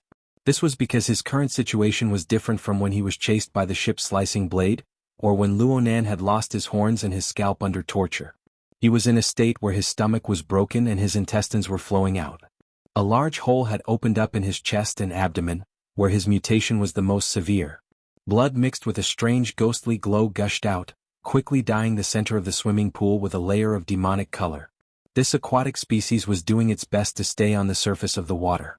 It was afraid that the pool water would pour in through the hole and wash out its innards. If it had any. "This is interesting." Black Lion, who had been ignored by Luo Nan, knew how to have fun. He immediately slapped his thick thigh and revealed a mouthful of black gold teeth. Yes, the smell of incense under the sunlight. What the hell was their sunlight? But if he was referring to the Amaterasu order, then it was very appropriate. Luo Nan finally shot a glance over. Black Lion was very knowledgeable, but he didn't negotiate when it came to selling people out. The others might not be unaware of this, but their mouths were much tighter. Luo Nan still didn't respond. He turned his gaze back. The injuries on Nyogue's body were caused by Luo Nan forcefully summoning him from the spatial fault during their previous confrontation. Tugu had pierced through his body. Luo Nan had Mother Micah, so he didn't need it. He just used it as a cover to divert Tuji's attention. For Nyogue, this was an unexpected calamity. However, Luo Nan wasn't prepared to apologize to this cannibal. "I'm really going to die." Even though Nyogue had a broken mouth, he was indeed very weak from his injuries. He struggled repeatedly, but he was unable to float to the surface of the water. Instead, his howls became even more miserable. Finally, Luo Nan spoke to him. He was slow and unhurried. "It will be very difficult to make up for it. Do you want to change your way of living? Change your way of existing? No one in the pool or by the pool completely understood these words. Luo Nan didn't care about everyone's ability to understand. He continued to speak. Actually, half of your body has already been stretched out, but you were pushed over. You don't know what to do next. Those who know won't easily tell you. As for me, I know a little, but there are some details that I still need to calculate. Luo Nan laughed to himself when he spoke to this point. There's no point in telling you all this. It doesn't matter if you're willing or not. The current situation is beyond your control. B-boss? The bull demon's screams also stopped. It opened its mouth wide, but it could not spit out a single word. It presented the image of a terrified bull head. It was actually quite comical, at least in the eyes of outsiders. To Nyogue himself, its brain had begun to turn chaotic due to its heavy injuries. It was no longer enough to support such complex considerations. Even the surging emotions were forcefully stifled in front of Luo Nan's false body of cloud chi, which focused more on the mind than the form. In reality, Luo Nan's fake body, which had yet to completely solidify, had already projected countless control lines that were hard to see with the naked eye and hard to pry into with mental senses. They permeated into Nyogue's body and completely controlled all of its functions. Nyogue quieted down. Luo Nan was already very familiar with this mode. Nyogue's body had practically no secrets to him. If he had to pinpoint a blind spot, then the blind spot probably existed in the connection between its chest and abdomen, the nothingness thicket region that radiated ghostly fluorescence. It was the crystallization of the Great Zay Order's dark dragon god belief system that had been accumulated and precipitated for many years. This structure, which was derived from the fluorescence, was the combination and distortion of a living being's belief. It was no longer dependent on the sensory plane. It formed a kind of pure mental expression that broke away from the concrete material form. This was the materialization of a plant-type belief system structure. Just as Meng Chong once said, this thing could be the embryonic form of the solidified configuration of the abyss region. It could also be used as the embryo of a sacrificial vessel of an order. It could be transformed into a priceless treasure in the domain of secret orders. However, Luo Nan's foothold was quite different. He focused his gaze on the tree of nothingness, which was growing dimmer and dimmer in the daytime. Nyogue could actually see it more clearly in its dying state. In this pure spiritual expression, there was a kind of strange vitality vaguely coiled around. Its relationship with Nyogue was like that of an infant in a womb, but it wasn't as pure. It was also like an insect egg within a host's body, but it wasn't overly sinister. It was neither close nor distant. It was both real and illusory. Luo Nan made a preliminary conclusion about this. Fantasy breed. This tree of nothingness might be the embryo of a fantasy breed that was being nurtured. Of course, Luo Nan wasn't going to analyze the structure of the tree of nothingness or the fantasy breed embryo right now. Instead, he was trying to penetrate through space and time. He was going straight to the source of the belief of tens, hundreds, or even tens of millions of living beings that nurtured this embryonic fantasy breed. It was a piece of land hidden behind the nothingness, an abundant supply of food. Just a glance from afar was enough to cause an extremely pressing force to act on his mind. It was enough to scratch his heart and itch his liver. He couldn't wait any longer. To translate it into concrete words, it was roughly, hungry, hungry, hungry. This wasn't a natural reaction from his main body. It also wasn't a problem with the fake body he had recently created. Instead, it was a certain lifelike structure that was struggling to emerge from the thick layer of clouds that still maintained a close connection with the fake body. It was a bit similar to the tree of nothingness, but there was a world of difference between the two in terms of their operating methods and levels. Mother Micah. It didn't seem to be too accurate. Let's use Mother Micah for now. Actually, Luo Nan had already experienced this sort of thing once before. However, the Mother Micah he created last time had been hacked apart by a certain coward. Now that the remolded Mother Micah had taken shape, that sort of feeling returned. And the current Luo Nan was different from last night. Not long ago, he had just engaged in a short and high-level confrontation with two extraordinaries. The secret spacetime technique he used proved its value in actual combat. The price was the collapse of the fake water vapor body, as well as the clearly lengthened reconstruction period. The fake water vapor body was affected by the high degree of fusion between the structure of the soul cloak and the Mother Micah. The characteristics of the Mother Micah had seeped more and more into the Mother Micah's body. It was to the extent that a simple configuration design was no longer enough to complete the corresponding construction. New fuel was needed. Luo Nan was hungrier than ever before. Therefore he threw everything else aside and first dealt with Niu Gui's matter. It wasn't because Niu Gui's life was in danger. It was because Luo Nan was here that he could smell the fragrance of food. In a certain sense this was progress. This was because Luo Nan had already extended a second end from the foundation of the Mother Micah's basic life structure. He had unearthed a driving force that could autonomously maintain this life structure. The apex.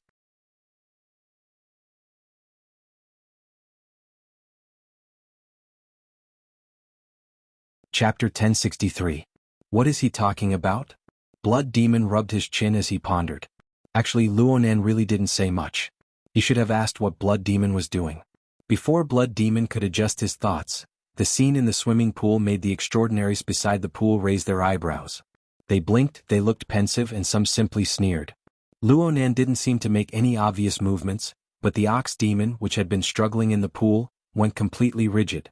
Its body began to expand at a visible rate, and then it began to wither. During this period of time, whether it was the head, the body, or the limbs, they all let out crisp crackling sounds. At first, it sounded a bit like the twisting of joints, but then it connected densely together. It was simply like a firecracker had been lit within the ox demon's body. In addition to its expanding and contracting form, it wouldn't be strange at all if the ox demon were to explode into mincemeat in the next moment. The perspective of a normal person was roughly like this, but a group of extraordinaries certainly wouldn't be this shallow. They could more or less feel the stability and regularity of this seemingly bizarre and intense transformation from beginning to end. It looks like this Mr. Luo has done quite a bit of research on secret orders.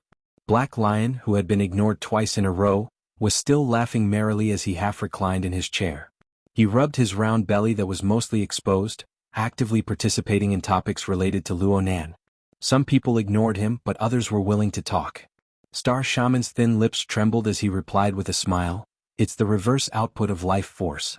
That ox demon no longer has any value in healing. Rather than tormenting itself with repairs, it's better to preserve something more valuable."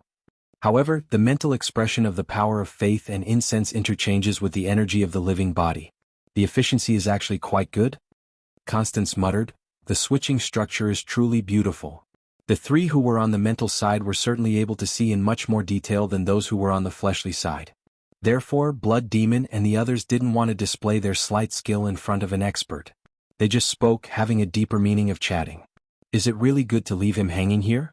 Yes, I feel that this child talker is quite pitiful." Blood Demon didn't have the slightest self-awareness of being the instigator of all this.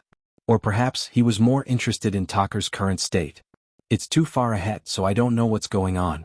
Say, with my friendship with him, it shouldn't be a problem to ask a few more questions. Hey, you've been doing this for so long and you still haven't found out anything?"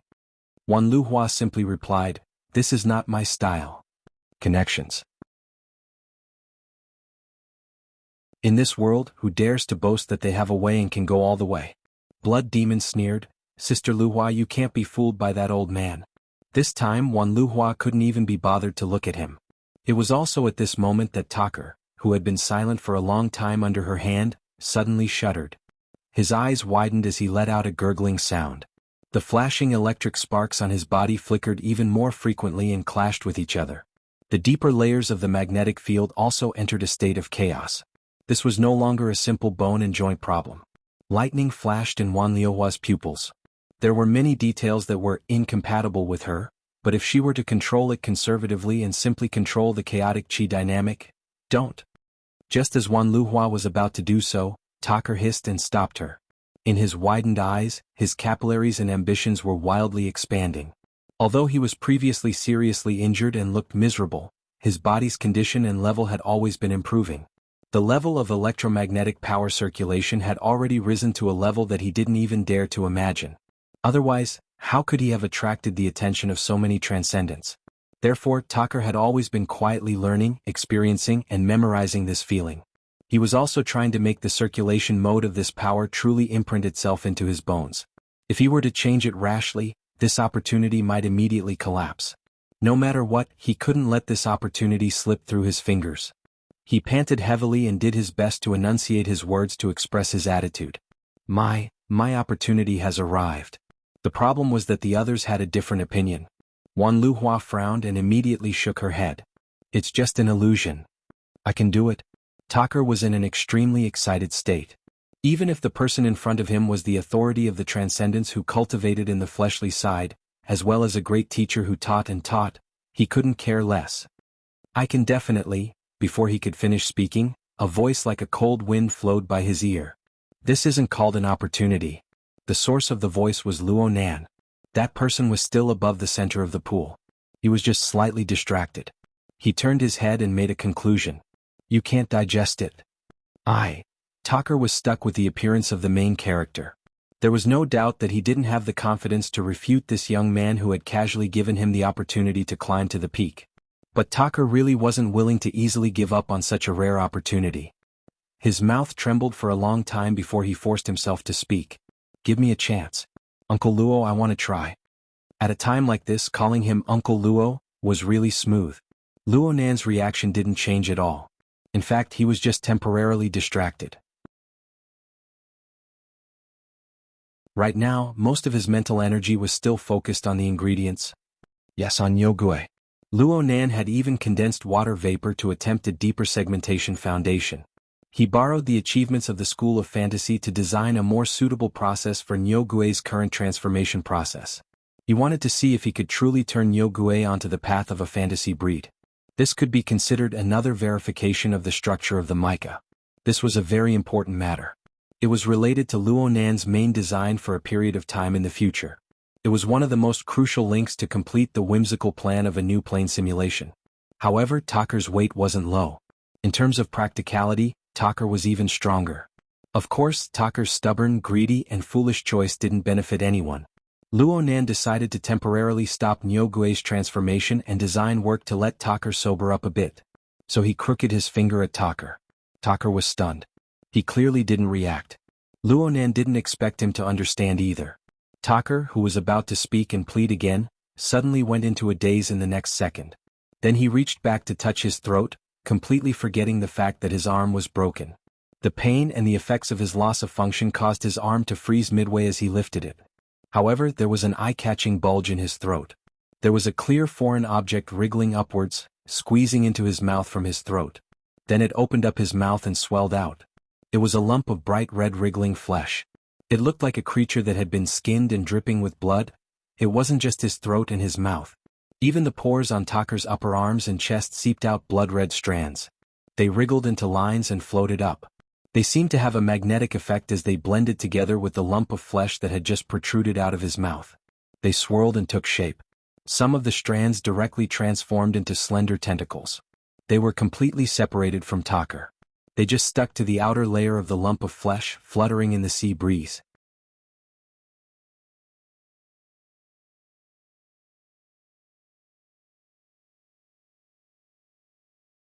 Chapter 1064.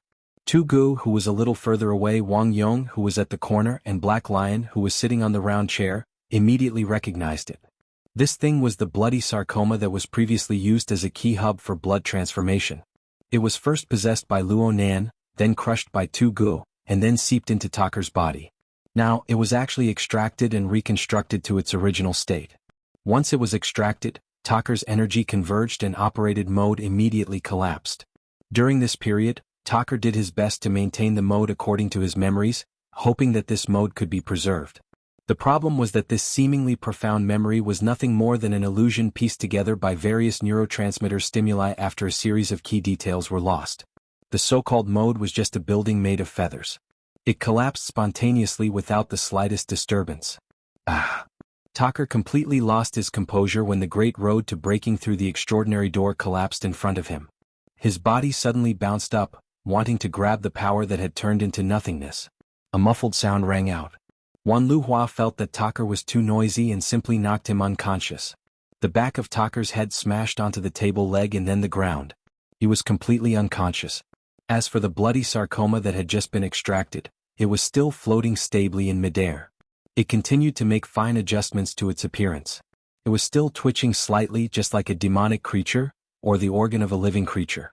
TSK. He must have had a hard time suppressing his ambition all these years. The blood demon used the tip of his foot to poke Tucker's waist. Seeing no reaction, he shrugged. It seems that Sha Kair has given him too much pressure. He even has a father like that. None of the extraordinaries present were interested in other people's melodramatic dramas. Everyone's attention had already naturally shifted to the bloody sarcoma. The star shaman seemed to be curious as he asked, "What is this thing?" "Oh, my brother Luo is returning it to its rightful owner." The black lion jumped up nimbly and shouted, "Brother!" He clapped his fists and laughed loudly. "You guys can't understand how wonderful it feels to regain something you lost." As he spoke, he dashed forward, wanting to grab the lump of flesh that was suspended in the air. Unfortunately, a blood demon stretched out his hand and blocked him without any hesitation. "You said it's yours. Call it. Will it respond?" The black lion chuckled. "You're already an adult. Don't make things difficult for it, okay?" The two of them were engaged in a war of words, neither giving way to the other. However, the development of the situation did not change according to their will. Right when their spittle was flying everywhere, the bright red sarcoma hovering above the pool had already begun to float towards the center of the pool. It drew closer to Luonan's position. "Hey hey!" The black lion could not help but push the blood demon's hand away and jump into the pool. Of course, it wouldn't be too unsightly because there was a floating cushion by the side of the pool. Yes, it was in the shape of a white swan for children or women. The black lion's fat body stepped on it, still holding the swan's neck. The small floating cushion did not sink to the bottom directly, only shaking endlessly. What the hell? Seeing that the black lion was so open, the blood demon could not bear to block him. He allowed the black lion to exert force with his feet, stirring up the water and swaying towards the center of the pool. In the beginning, Luonan did not pay attention to the reactions of the people by the pool. Most of his thoughts were still on Nyogue's side. Retrieving the bright red sarcoma that caused Tucker to go berserk was one thing. But soon he was more or less shocked by the actions of the black lion, just like the blood demon. As an extraordinary, the black lion might not be omnipotent, but he still had hundreds and thousands of ways to get to the center of the pool. He had to put on a more dignified appearance. The reason why he acted like an ordinary person, to the point of taking the initiative to kill old Els, was probably because he wanted to express an attitude of not being an enemy. This included his previous actions, especially taking the initiative to kill old Els, even if it was just a clone body. Speaking of which, Black Lion's previous actions of killing old Els, aside from indicating the special status of extraordinaries, was equivalent to indirectly confirming that this fellow had an extraordinary relationship with old Els. After all, old Els wasn't truly dead. Wang Yong and Tu Gu had the status of bodyguards. It was their duty, so they actually didn't say anything. Several matters piled up together. Luonan had to look at the Black Lion in a different light. And the more things were like this, the more questions Luonan had.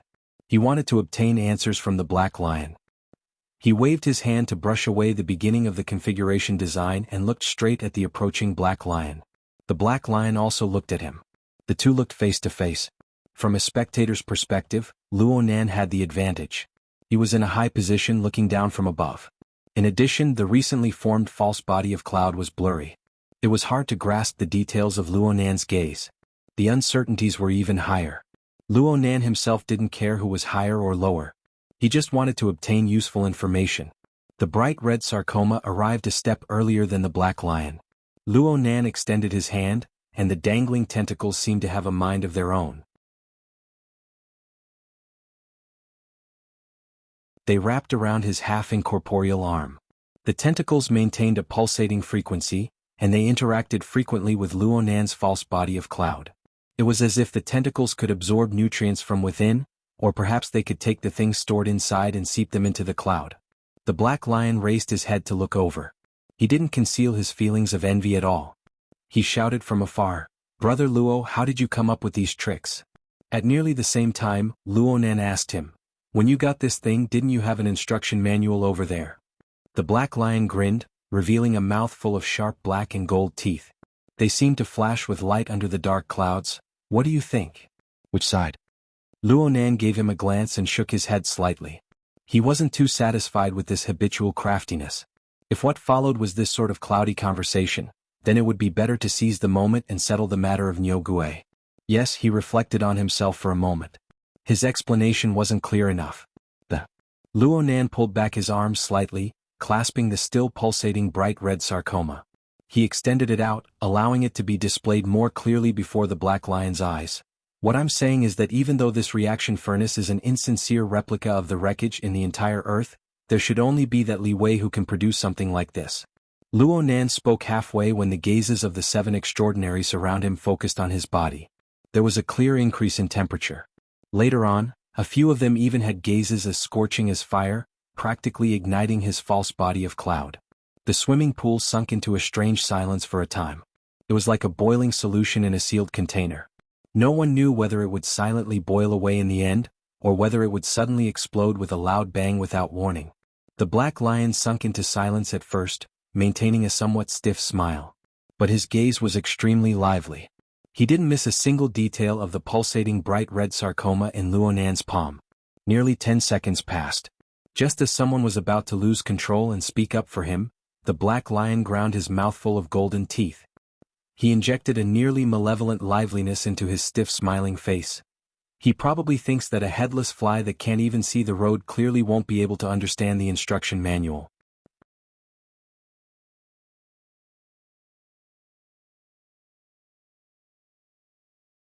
Chapter 1065. A Headless Fly. Luo Nan repeated in a low voice. His meaning was quite subtle. It was hard to tell if he was mocking or something else, just like his blurred figure, face and focus of gaze. In comparison, the bright red sarcoma in Luo Nan's hand, the reaction furnace, was more textured. The pulsation of this reaction furnace in Luo Nan's palm was still discernible with the naked eye. Due to its unique appearance, the young man looked like a murderous demon who had disemboweled and dug out his heart. However, its frequency remained relatively stable, emitting a unique vitality. Luo Nan knew that Li Wei had already sent this replica to the entire world to collect the special compound spores produced by infected mutants. But Luo Nan was still a bit surprised to see this from the Jade Light. Moreover, Black Lion had openly used it and even changed its use.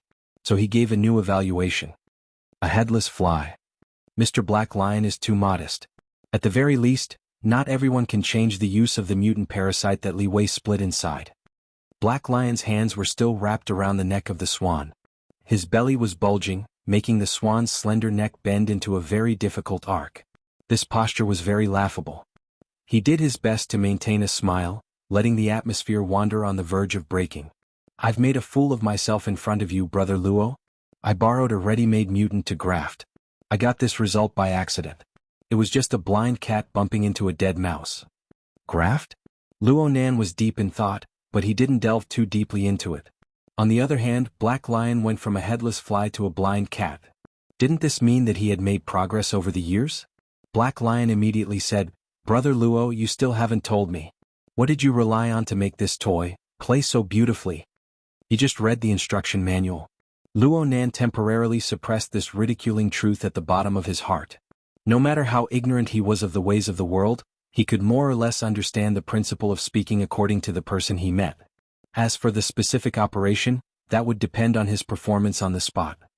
I probably studied seriously. Luo Nan shook the reaction furnace in his hand and answered. Of course, I need the corresponding train of thought and basic knowledge.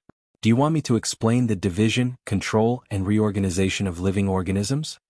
The Black Lion let out a long "oh" sound.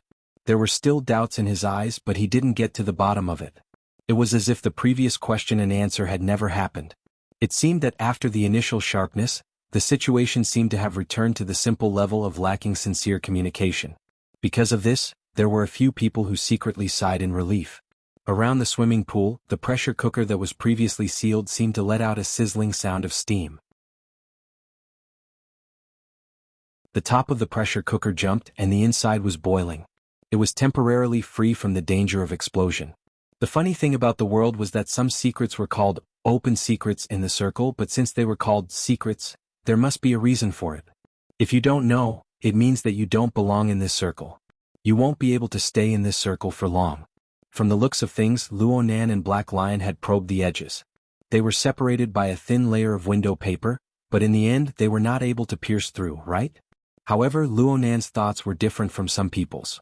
He actually didn't mind if he pierced through or not. In any case, ever since he discovered the message his father left behind in the tree hole next to Gear on the north bank, he had firmly nailed Li Wei, this visitor from beyond the heavens, to the position of being absolutely irreconcilable. Nothing could be better than to be able to pierce through this person's disguise and dig out his roots. He didn't expect to be able to do it in one go, but he couldn't shrink back either. A little bit at a time, continuously adding salt, would be able to marinate even the thickest skin and flesh. It was at this time that the blood demon by the side of the swimming pool began to raise his voice in protest. Hey, can you guys take care of non-professionals? It's very tiring for us to be here with our ears perked up. This was a typical gag and the atmosphere continued to relax. Luo Nan turned his head and smiled at the blood demon. His face was blurry, but his voice and intentions were incomparably clear. Sure. I can talk about it in detail. Around the swimming pool, the atmosphere that had been relaxing suddenly froze. The blood demon was penetrated by at least 2 pairs of gazes. The hairy legs beneath his flowery underpants subconsciously trembled twice, but in the end, his face still revealed a smile that said everything was under control. Luo Nan's words didn't change the intentions of others. His mind stirred slightly, and the reactor clasped in his palm clearly swelled. Soon the outer layer of the reactor's skin split open. Oh! It was unknown whether it was intentional or unintentional, but the black lion let out a series of sighs. It ground its sharp black gold teeth out of habit, and its gaze was glued to the newly exposed bright red and complex organizational structure. Since the end of last year, when Luo Nan made initial contact with the night-level basic colonizing biochemical reactor, researching its internal structure and modification plan became one of Luo Nan's most important daily assignments. Back in Spring City, Luo Nan seized the remains of a reactor and broke through Li Wei's distortions and abnormalities in the reactor's structure in one fell swoop. Luo Nan completed the reverse modification and restoration. The reason why he wasn't able to restore it to 100% was mostly due to the limitations of the materials. Luo Nan understood this. This little thing was already clear in his heart. Now that he was explaining it, he did it with ease. This reactor was originally designed to have 6 standard functional compartments. But right now, only the breeding room function remains. I don't know if it was like this when Mr. Li Wei obtained it, or if it was deliberately modified. As Luo Nan spoke, a large portion of the reactor structure was dissected and peeled off layer by layer, just like a dismantled model that had been made in advance. Only a small area was left in its original state. This was the breeding room he spoke of. Outside the breeding room is some kind of mutated living organism that possesses the function of a collector. Of course, Mr. Black Lion's magically modified version cannot be seen. The general structure is like this. Just as Luo Nan's voice fell, countless fine blood vessels and nerve structures were pulled out from the deeper layers of the bright red body. They were connected back and forth, basically forming a network. Then, layers of skin and flesh were wrapped around the outside. They were like mini slugs glued together. The back of the reactor even showed twitching pulses of nerve impulses. The pulses were transmitted to the many tentacles on the outermost layer, causing them to tremble endlessly in the air. Even though the size of the reactor was a bit small, and the complicated changes in the details of the nerves and blood vessels weren't taken care of by the people who came into contact with it for the first time, the surrounding people were all extraordinaries. They wouldn't miss a single detail that they should see. And because of this, Luo Nan's series of operations made them unable to believe that this was just a simple imitation model. It couldn't be that he had directly copied Li Wei's design, right? Yes, compared to the reactor itself, the 7 extraordinaries were mostly more interested in Luo Nan's method of disassembling, assembling, and even producing the tissue structure of a mutated living organism. They had indeed grasped the main point. This was because the method Luo Nan was using right now had truly just been developed. In the past, he had to rely on the external neuron to form interference waves in order to achieve absolute control over the reactor. What he was doing today was the result of pure handwork. Luo Nan was able to accomplish this not only because of his experience and understanding of the reactor's usage, but also because of the refinement of the theory of configuration and superconfiguration. He also used the mica structure to carry out deep dissociation, segmentation, and reorganization. Even in the Heavenly Yuan Empire, this was the technical support of a heavenly ladder. And the level was likely to be quite high. Unfortunately, Luo Nan wasn't particularly familiar with this technical method. He borrowed the reactor to demonstrate, taking the opportunity to increase his proficiency. It was impossible for him to go any deeper. His foot still landed on Li Wei's original design. I just said that this is a sort of collector. It should be used to collect the new mutated components that continue to appear on Earth. Using spores, or genes, isn't strict enough, but it might be a bit more vivid? Luo Nan didn't go too deep into this. This was the scale he grasped. He just shook his finger once more, allowing the magnets and light hidden within the temporarily constructed vascular neural network to continue to display their effects. The multi-headed slug that had just taken shape suddenly disintegrated and melted. It began to restore its original internal structure. From Li Wei's collector, to Mr. Blacklian's transformation hub, forgive me for not being able to understand the process. It's still very chaotic. Mr. Blacklian? Blacklian suddenly came back to his senses. Ah, Brother Luo is talking about? Does Mr. Blacklian need to explain in detail? No need. I just said that it was just a stroke of luck. Currently, the path of mutated research is still in its barbaric growth phase. Only a few advanced research organizations like Los Angeles City's Clay Laboratory and Sakura City's Ping Trade Experimental Zone have relatively clear and applicable results. I relied on the geographical advantage and a bit of luck to accomplish this. The corner of Blacklian's mouth twitched as he spoke. This accomplished, had nothing to do with him now. He didn't expect Luo Nan to return the reactor. Luo Nan really didn't have the intention of returning the reactor to its rightful owner. Although the main function had changed, Luo Nan still discovered a batch of collector from the breeding room of the reactor. Luo Nan was unable to enter deep analysis through the virtual brain system since he wasn't connected to the external neuron. Luo Nan didn't know how many of the advanced formula ingredients Li Wei needed were in there. In any case, he wouldn't be funding the enemy. Since Blacklian was hiding his abilities, Luo Nan didn't need to continue demonstrating. After restoring the reactor, he asked about non-technical matters. Of course, it was still related to Li Wei. I always thought that Li Wei treated this thing as a shady business and did it quite covertly. Now it looks like the situation is a bit more complicated. Mr. Blacklian, are you collaborating with him in research? Research? Researching the puzzle-solving abilities of flies? Blacklian laughed self-deprecatingly and patted his own belly. Actually, I always thought that this was the spoils of war from the Deep Blue world.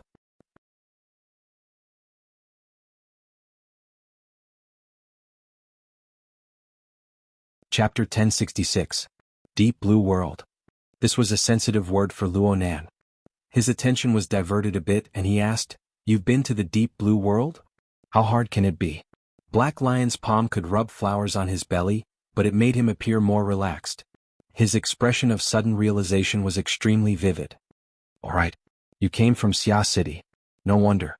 Although I can't say that every extraordinary knows about the Deep Blue world, I'm afraid that Ouyang Qin is the only one who is still kept in the dark despite his high status and ranking. He's a pure technical person. His connections are truly the shame of the extraordinary." Luo Nan looked at him very seriously and responded, "You guys are afraid of me." Did Black Lion really think that he didn't know about the messy matters within the Ability User Society and among the extraordinary? Forget it. I was the one who didn't keep my mouth shut. Black Lion decisively gave in. Then he smacked the swan's neck with force, emitting muffled sounds. "So what if you know the location of the Deep Blue world? The Mariana Trench isn't a place you can casually go. Brother, do you really think that as an extraordinary, you can ride this toy and dive 10,000 meters to the bottom of the sea?" Not necessarily. Luo Nan responded simply, but he was deep in thought. What kind of water vapor configuration could resist and even utilize the vile, high-pressure environment of the deep sea?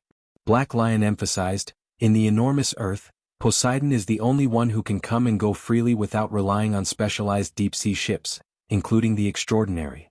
As for other people, so what if they come to the Deep Blue world for a 7-day tour, a 10-day tour, or a long vacation tour? What they see is what Li Wei wants them to see."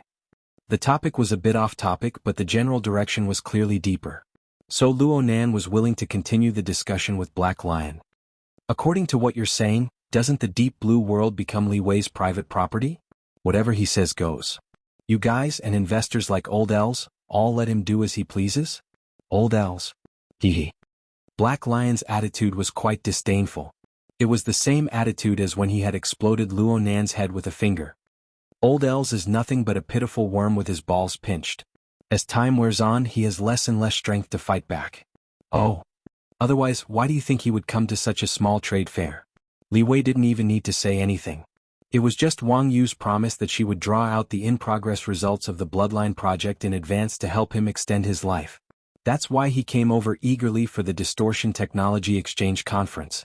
In fact, those who are familiar with him know that Old Els has never been interested in distortion technology. He is happy to use it to earn money, but he would never want to bet his future on it. The amount of information contained in these words was quite large. Luo Nan digested it as he blurted out a question. He doesn't like mutants. What? What else can it be? Because of his greed, he has always wanted to take the orthodox path, and because he believes that only by studying the evolution of supernatural abilities step by step can he truly gain a brand new life so that his ugly, rotten, stinky skin can regain its youth. The black lion freed his hand and gestured with his thumb, index, and middle fingers. Then he pressed his thumb back. It's a pity that this path came to an end a long time ago. It used to be a fork in the road. This path is no longer popular. At least it's not mainstream now. 3 forks. Luo Nan thought for a moment. One is orthodox evolution. The other is mutant technology. What's the last one? It's the Bloodline Project. The Apocalypse Laboratory is currently pushing hard. Who knows how many old dogs are sticking out their tongues right now, waiting to lick their bones to quench their cravings. The Black Lion still didn't hold back with his words, but he still maintained respect for Luo Nan. Speaking of which, this isn't really suitable for a long chat. How about we go get a cup of coffee? Adding a bit of other liquid ingredients to this fake body seems pretty good? Luo Nan could see that the Black Lion was trying to regain the initiative in the conversation. For this reason he spoke of all sorts of dark secrets, not even bothering to beat around the bush. Of course, he probably really did have the habit of selling people out. It was also possible that these things weren't considered to be amazing secrets within the circle of extraordinaries. Sure. It's good to go replenish its water. Luo Nan agreed quite straightforwardly. Luo Nan didn't mind temporarily relinquishing control, as long as the other brought out enough information for the price. He really wanted to observe the reactions of the others up close. He wanted to see Li Wei's position and influence in the hearts of these extraordinaries. Luo Nan put away the reaction furnace as he spoke. He tossed Niu Gui into the middle of the swimming pool and turned around to float back to where Blood Demon and Wan Luhua were. Luo Nan's position. Black Lion gave up on the White Swan in a straightforward and efficient manner. He leapt onto the shore of the pool, sticking out his belly and his face to play host. The level of the jadeite light could be seen at this moment. Even though not every management and service staff possessed the ability to view supernatural phenomena as ordinary, there was always a need for customers. There were always enough people. A group of strictly trained service staff were already in place while Luo Nan and Black Lion were conversing in the center of the pool. Now they were serving drinks, beverages, and refreshments like flowing water. These esteemed guests had to be satisfied.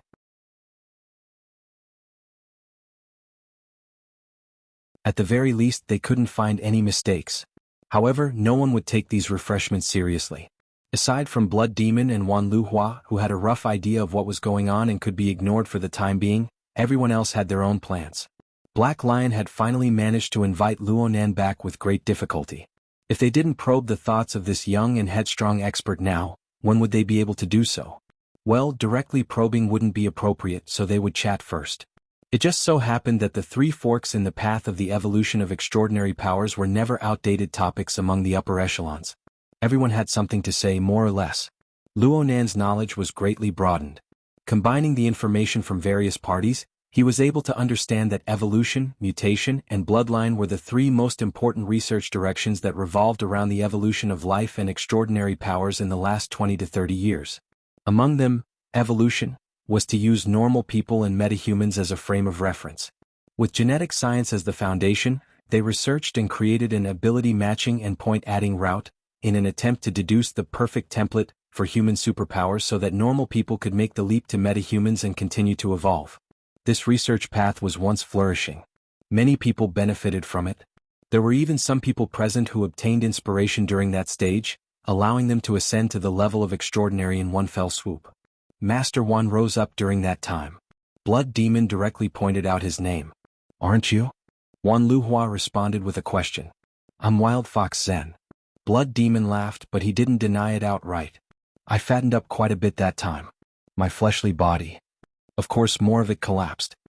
Luo Nan listened to them talk about old times. He didn't interrupt. He listened with great interest.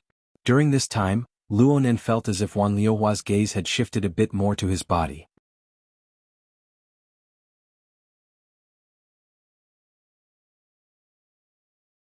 Chapter 1067. Most of the Transcendents present sighed when they talked about the old days of that era. According to them, the various powers of the inner world were mostly supporters of the research on the evolutionary route. They had invested a lot in it, but they had also profited greatly. However, in the mid to late 80s, this research route continuously ran into problems. It was said that the accumulation of genetic engineering was insufficient, and there were problems with the design of the key projects.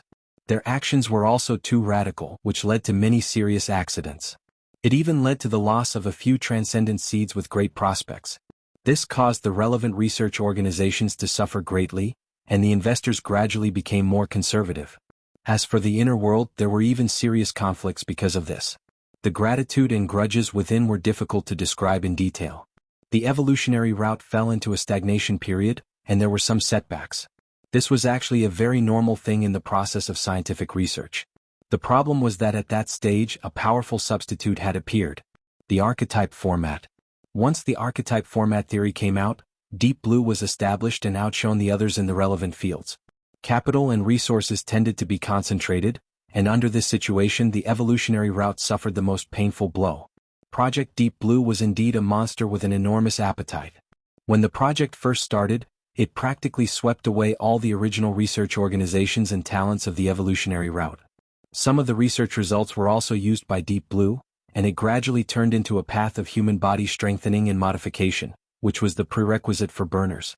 If not for this, and they really had to start from scratch, it would have been very difficult for Project Deep Blue to produce such mature and complete results as burners and Deep Blue platform in a short 3 to 5 years. All this time, the inner world had the custom of saying no to modified humans, and there was a lot of rejection towards burners. Apart from the sense of superiority from self-awakening, the experience of being possessed was also one of the reasons. Of course, there was also the godly operation of saying that burners were not modified humans and swallowing the words that had been spat out. That was a matter of another level. Speaking of this, Black Lion was still trying to sell Old Els for a good price. Old Els hated this to no end. In the 70s and 80s, Old Els had always been an important investor in this field. Under his leadership, when the LCRF was first established, he took out a lot of resources and invested them, but in the end, it almost went to waste. The fact that the Deep Blue project was able to receive a $1 trillion investment when it was first established has nothing to do with the investor's vision. Instead, it's largely because the investors are seeking to prevent losses. The Blood Demon concluded simply, "It's like making a wedding dress for someone else. But now, aren't they still shouting how nice?" Black Lion didn't respond to this topic. He just faced Luo Nan and said, "Forgive me for speaking bluntly. It doesn't matter if it's the archetype format or formatting theory. In that period of time, it could be said that standard conceptual design defeated basic research. Evolution is basically an extension of the original technical route. It seems stable, but in fact there is still a lack of accumulation. Most of the time, I can't see any difference from the basic research of the past. The lack of surprises in the capital market was why the Deep Blue project had replaced it with the fresh and feasible archetype format theory. But up until now, not a single burner has been able to enter the domain of transcendence. The Tao is the pinnacle, and their accomplishments are locked. And that's because they haven't been able to explore the foundational level and make the most fundamental changes. Brother, if you can make formatting theory sink even further and come up with a feasible framework at the genetic level, it would be a great achievement." There was the smell of a serious discussion. Luo Nan didn't want to get involved in academic discussions, but he didn't want to stray too far from the topic. He gave a slight nod, accepting Black Lion's opinion. Soon he brought the topic back. "According to what you're saying, the mutation and bloodline projects are very much in line with the logic of capital?" "That's right." Black Lion spoke with great confidence. "Look, the basic purpose of the aberration technology is to adapt and correct the irreversible effects of aberrations. As long as we're still surrounded by aberrations, as long as the aberration infection isn't eliminated, this research must continue. This is a necessity and there's a huge market for it." As for the Bloodline project, it was personally led by Li Wei. It's the most mysterious and high-end project. There's even a saying that it's a reverse decryption route. It's a reference to some existing perfect template to extract golden stem cells. The surrounding air flow was a bit sluggish, but it was still within an acceptable range. Luo Nan laughed. "Perfect template? What perfect template? Plus, does this have anything to do with templates?" Luo Nan didn't continue to speak after a few mocking words. He didn't continue the conversation either. He just swept his gaze over to Tugu before returning to the domain of mutation. "You just said that mutation research is very profitable in the market?" "Of course. Plus, the closer the research target is to people, the more money there is. It can't be infection prevention and control, right? Hee. Brother, why do you ask when you already know the answer? You've seen the materials in Clay's laboratory. I don't need to remind you. Right now, this controllable mutation technology is becoming more and more popular in the investment circle. It used to be deep underwater, but looking at it now, it's like a deep water bomb. Perhaps a large oil field will be blown up. Luo Nan had a bad feeling when he heard Black Lion's explanation. The hotter this domain is, the more it proves. The mutation infection has already gone out of control. Black Lion rapped the table with his thick knuckles, causing the water in the cup to ripple. I don't need to say anything. The area I'm in has never been good. All sorts of vagrant laws have been rolled out in the other territories. They're pretty much a complete mess. The most direct problem is that the mutation infection has gone through several generations of transmission and mutation. The infected can no longer be simply described as a monster that has gone berserk. The transmission power hasn't decreased, and statistics have become even more difficult. No one can clearly calculate this mess. Not to mention that there are all sorts of people and powers adding fuel to the fire. The corresponding acceptance rate is increasing without end. The eastern part of the old continent is a conservative region. They have always severely rejected problems involving genetic pollution. You can't use your way of thinking to expand to the entire world.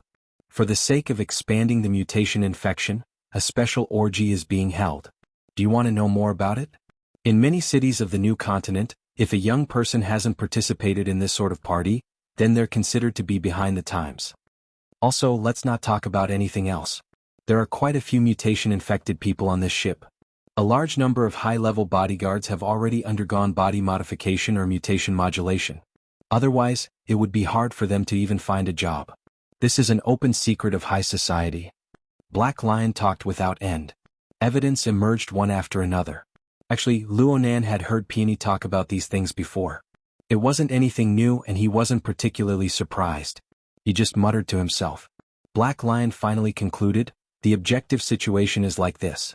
Everyone understands it, but they don't make it public. Everyone has their own plans. The problem is that the subjective thoughts displayed from this are the most crucial. In the minds of those who approve of this trend, the mutation can already be viewed as another kind of awakening. Before Black Lion could finish his summary, at least 3 extraordinaries in the surroundings let out cold snorts or sneers. Black Lion acted as if he didn't hear anything. He continued to add, it's not just those idiots who join in the fun and chase after fashion. In fact, this is becoming more and more like a new consensus in the capital circles, in a considerable portion of the ruling circles, and even in some circles of the inner world.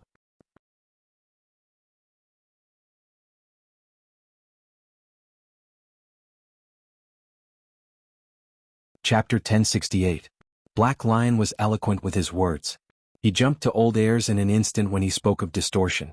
The old man is stubborn on this point. You guys understand the mind of an old man. Even though distortion is the most likely way to make a lot of money, and it is an irresistible trend, he still has some reservations. He rejects it greatly and doesn't trust this train of thought. So you don't find him pleasing to the eye. Blood Demon sneered as he forcefully interrupted, distortion is an awakening. You're the most enthusiastic advocate of this sort of laughable saying, right? That's where you're wrong. No matter what other places are like, the Ping Trade Experimental Zone in Banqing is still fine. Black Africa, where I'm from, and the subcontinent of the old continent are all obvious living experiment sites. In the traditional research system, they have their own unique value. The problem is that the core technology will always be hard to grasp in our hands. Distortion technology is the same. If the trend is conservative and the status quo is maintained, it won't be too bad for us rentiers. But if the trend is radical and the experimental field loses its uniqueness, its value will be weakened, and there will be no production of technology. Where will I get my money from? So not only do I not advocate, I deliberately keep a low profile. This is my basic stance. I can't be wrong at all. Blood Demon raised his eyebrows. He still wanted to bicker with Black Lion, but Luo Nan took a step ahead and said, we can discuss Mr. Black Lion's position later. However, Old Els is a big capitalist. He doesn't have a technical background. What is the core of his insistence? Is it the intuition of surpassing technical personnel, or is it purely conservative? Actually, these words were not directed at Black Lion. Instead he looked at Tu Gu and Wang Yong. Those two certainly wouldn't answer. Luonan just wanted to see their reactions. Unfortunately, the poker faces behind the two sunglasses were emotionless faces. In the end, Black Lion took over the conversation. The old man really is conservative in thinking on this point. He has said more than once that distortion technology is too chaotic. It's hard to end things after a good start. Then I really have to look at him in a different light. Luonan followed up with a question. What's Li Wei's stance on distortion technology? He himself has never commented on the distortion technology in public. However, many of the newest gene editing technologies in the distortion laboratory are products of the Bloodline project. What do you think his stance is? Oh, understandable. Luonan laughed. If the mutated infection on Earth did not continue to spread, where would Li Wei get the ingredients for the advanced formula? Regardless of the attitude of the key personnel, it had to be admitted that what the Black Lion said was indeed the reality.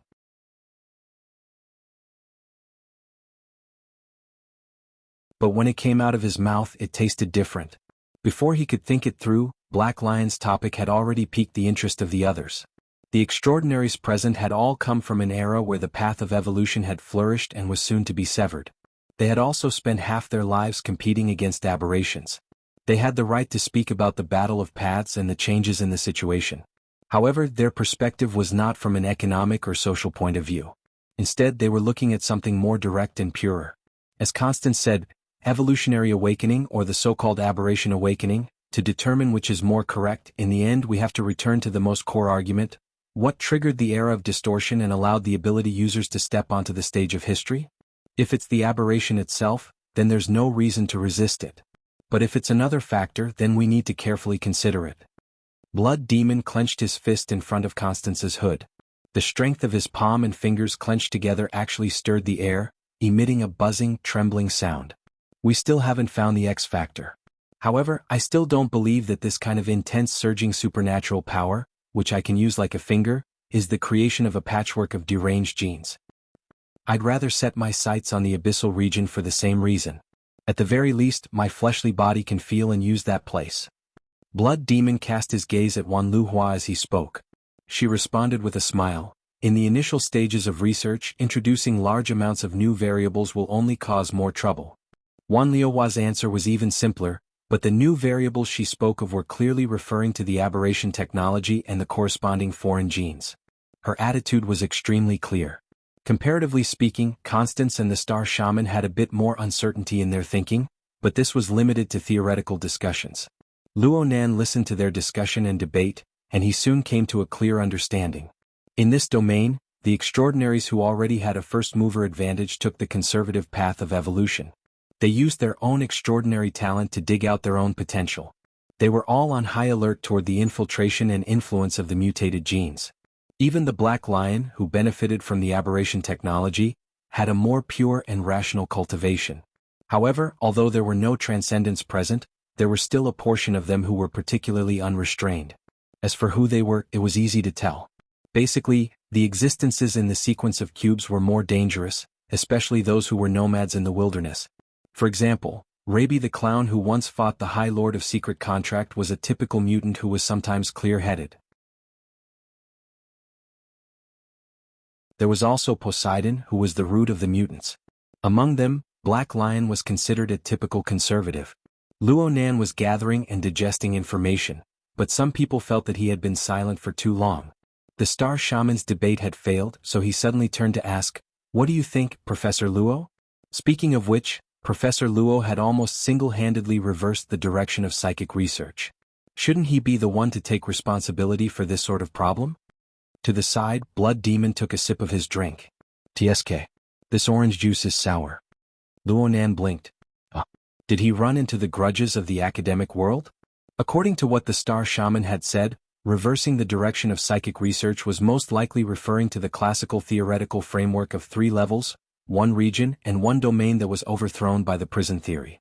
This kind of theoretical system was certainly the conclusion of an authoritative master of the psychic side. With the ranking of psychic transcendence, it was possible that the Star Shaman and even the Death Shaman had contributed to this. This was normal. Frankly speaking, Luonan was considered an amateur when it came to aberration technology. But he had a unique advantage when compared to others. He had once stayed in the environment of the relay station, and the relay station was a typical environment in the light concealment star system that had suffered from the pollution of sin poison. Sin poison and aberration were fundamentally different. Aberration mainly came through the pollution of foreign genes. Sin poison came through more complex changes that might involve fundamental laws. It carried out a more comprehensive influence, but the external phenomena and effects of the two could be compared to each other. At the very least, they both affected the foundation of the existence of life. This was especially true when it came to racial evolution and cultivation. With the example of the Heavenly Yuan Empire as a precedent, Luonan knew that aberrations could occur at any time, producing complex and unstable genomes. This was a terrible thing for the cultivation of a population. Even with the accumulation of the Heavenly Yuan Empire, they had to spend an enormous amount of manpower and material resources to endlessly modify their foundational techniques in order to adapt. But the frequency of changes grew faster and faster since Sin Calamity began. This was definitely not a good sign. Liang Lu had also said that if the situation in the light concealment star system continued for another 1,000 years, it was very likely that there would only be a group of species that preserved the glorious memories of the Heavenly Yuan Empire, but they were completely different from their ancestors. Forgive Luonan for his conservative thinking. This sort of situation was ultimately not good.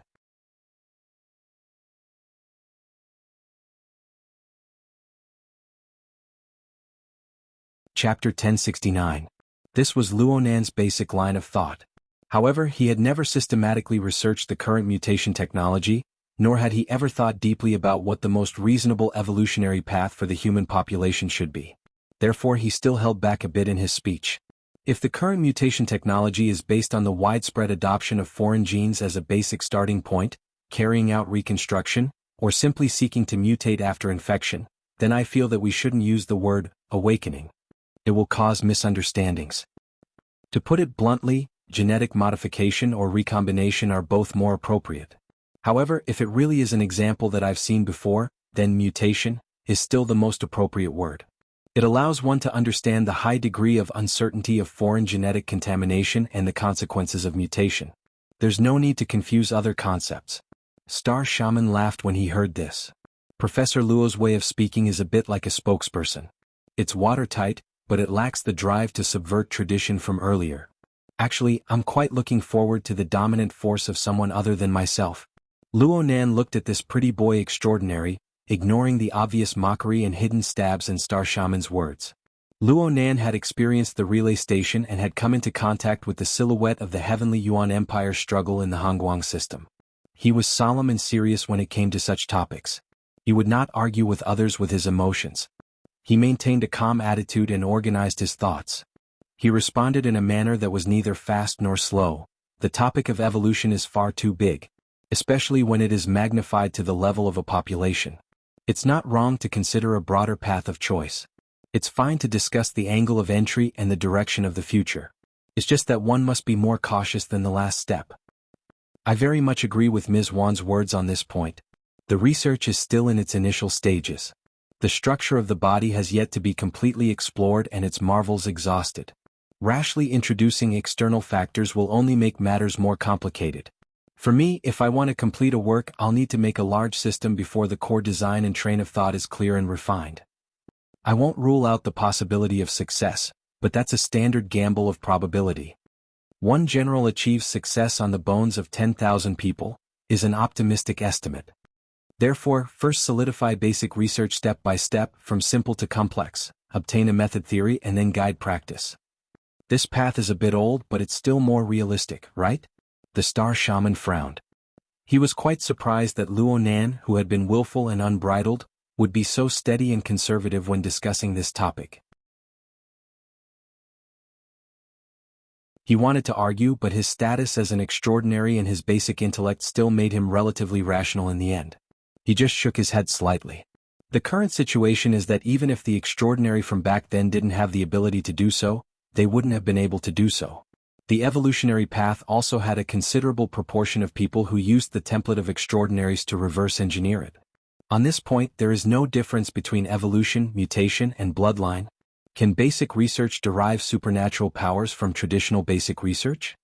Blood Demon jumped out to object before Luonan could say anything. Xingxing, you're being unkind. Can the research before World War III and the research after World War III be the same? Have you broken the definition of basic research? Wan Luhua also said, the basic research and theories regarding supernatural powers have always been enriching. The research on the X factor of the external environment, the research on the internal genes, and also the research on aberrations. It's more appropriate to look at it in a comprehensive manner. They are indeed influencing each other. This was a fair statement. Wan Luhua paused for a moment before smiling once more. I feel that the concept of configuration that Mr. Luo proposed on the basis of formatting theory is quite good. Under special circumstances, the adaptability and adjustment of the body and mind must be taken into consideration. A completely new life structure needs to be sufficiently coordinated with the internal and external environment. My school calls this a secret contract, while Mr. Luo calls it configuration.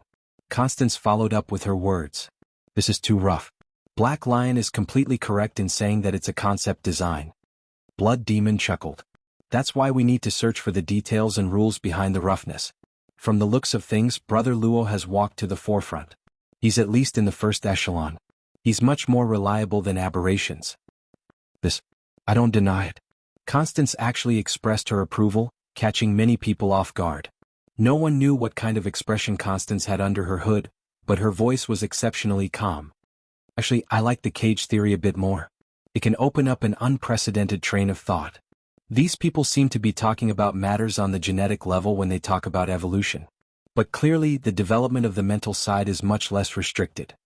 The powerful ego of ability users and the introduction of the mental plane are destined to be impossible to rely solely on the research of the objective world. The existence of the ego and the mental world are equally important. It's better to have new subversive theories added to the mix than a pool of stagnant water. The star shaman had one hand on his hip. He had a bitter smile on his face. Clearly, Constance's stabbing in the back wasn't light. However, with these words, the topic shifted to the mental side and the fleshly side. There was absolutely no need to worry about awkward silence in this field that involved the direction of human evolution and the fundamentals of cultivation. But this way, the sensitive topic that had nearly stabbed Li Wei in the face was unconsciously dispelled. Luo Nan glanced over and saw Black Lion rubbing his belly with a grin. Luo Nan didn't mind this at all. In fact, listening to these extraordinaries discuss whether the fleshly side or the mental side was more suitable for conducting pilot research had stirred up his thoughts. He couldn't help but think of the vicious environment of the relay station. From what Luo Nan had seen in reality, it could be said that the fleshly foundation was more stable than the mental plane. Under the vile environment of the light concealment galaxy, people practically didn't have the leeway to release their soul strength.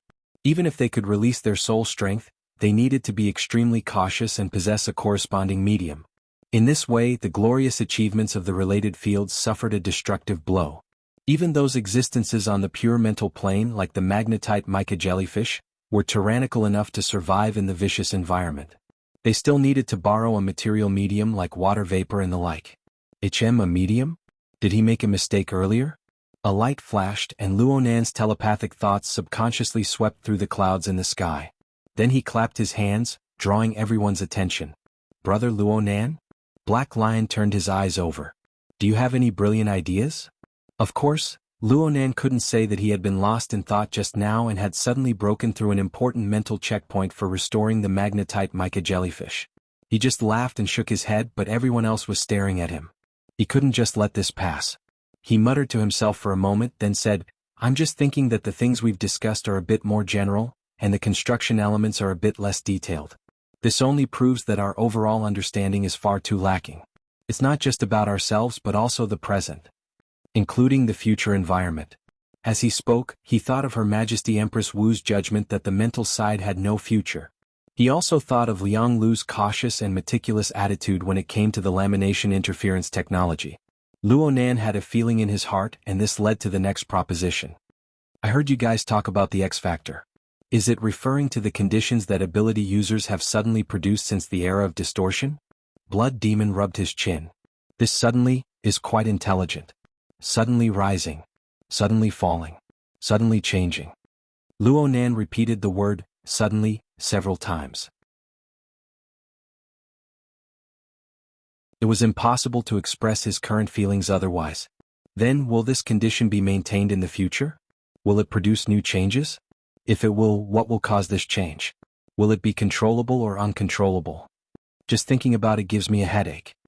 Actually, Luonan wasn't having a headache. It was just a sudden pessimism.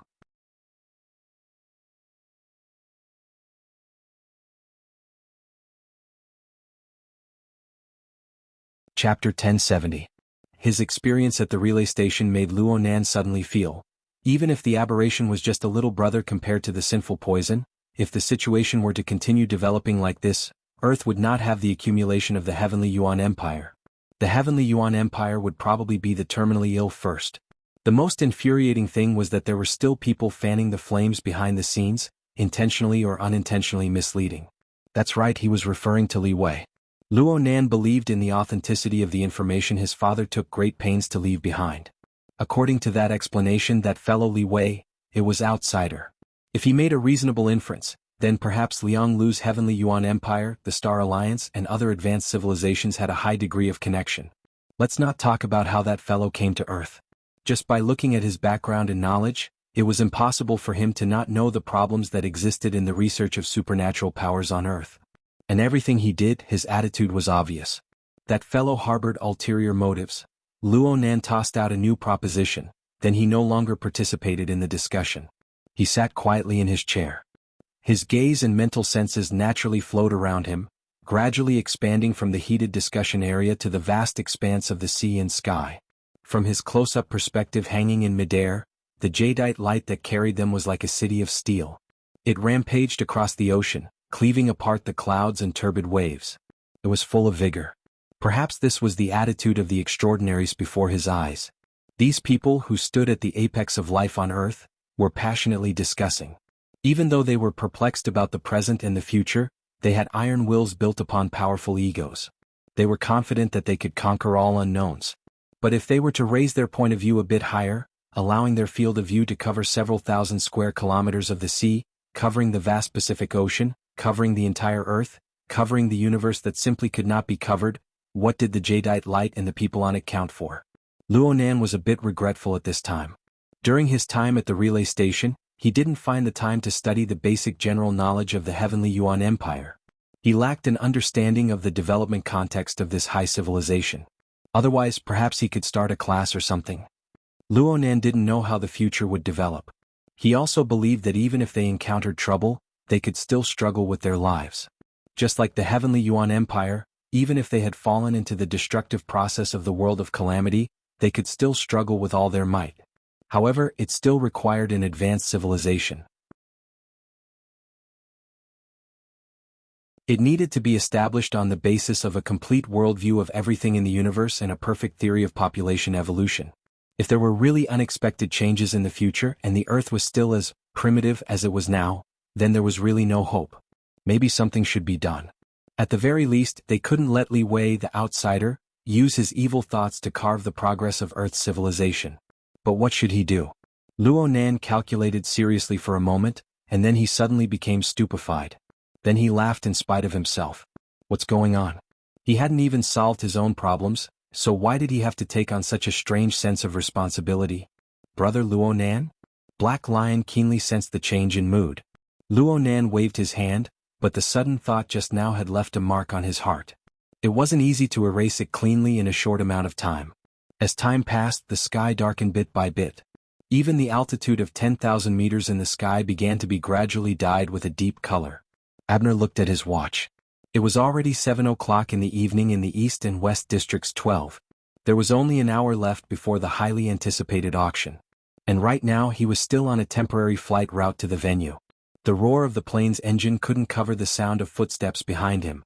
The Secretary General of Headquarters, Romanus, was in the prime of his life. He walked behind Abner and placed a flexible e-ink screen filled with words on the desk in front of him. President, this is the revised agenda. Please take a look. The roundtable conference, where the top experts of the world gathered to discuss matters, was undoubtedly of an extremely high standard.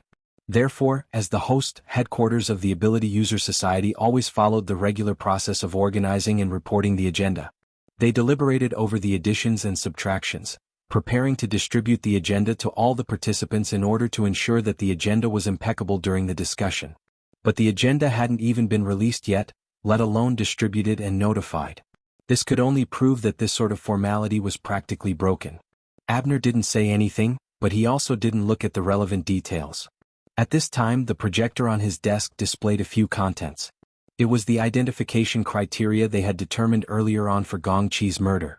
After looking over and over again, Abner had long since memorized them like the back of his hand. Number 1, an electromagnetic ability user. Number 2, an extraordinary. Number 3, the micromanipulation ability of the power of the abyss region. Number 4, the ability to burn and absorb flesh and blood. Number 5, the ability to assemble and manufacture machinery. Number 6, the ability to conceal and teleport. Number 7, an ape-like creature. In the previously hastily held identification meeting, no matter what everyone's judgment was, the compatibility between the Mr. Mo and Luonan combination and this criterion was announced to be 7 out of 10, except for the electromagnetic ability. And now, with the support of the newest information, the so-called Mr. Mo could practically be erased. There was only one Luonan. The compatibility criteria was already 7 out of 10. If he, the president of headquarters, was a bit more frivolous, he could already say things like, "If Luonan didn't do this to Gong Qi, I'll eat shit on a live broadcast." The problem was that the clearer it was, the more troublesome it was. Abner didn't show it on the outside, but his head was getting more and more painful. He never expected things to turn out like this when he proposed to adjourn the meeting that day. During the meeting, Ouyang Chen and Her Majesty Empress Wu had a clear and decisive attitude. It made many extraordinaries in various powers, who were used to the peaceful atmosphere of the 90s, instinctively shrink back. This was actually within the scope of Abner's considerations. He even thought of using this opportunity to eliminate a few disobedient people. However, Mr. Mo and Luonan's subsequent exposure of the alternate space of his own accord disrupted this rhythm. With concrete benefits placed before their eyes, the contradiction between the Apocalypse Laboratory headed by Li Wei and the powerful people of the inner world emerged a bit. There were also the complex demands of the archons, who ruled over political power and capital. Back then he proposed to adjourn the meeting in order to better connect the two sides. He wanted to dissolve a portion and highlight a portion. He wanted to focus the contradiction onto Luonan to achieve an ideal result. But he never expected it at the time. It was impossible for him to imagine that Luonan, after a few dozen hours of silence, would go on a high-profile path from STEM City. He would broadcast live on the beach, go straight to the cruise ship and fight head-on with extraordinaries. It seemed that Luonan had revealed even more flaws, making it easier for people to focus the related crimes and contradictions onto him. However, the influence of this young man rapidly soared from these straightforward and sharp actions. He was like a weight that increased in weight. He wantonly played with the scales of the human heart. Abner's breathing became a bit heavier. The light yellow beard by his lips trembled slightly. He composed himself and turned his gaze to the flexible e-ink screen. However, he didn't look at it in detail. He just asked, "Did Connie send any new information back?"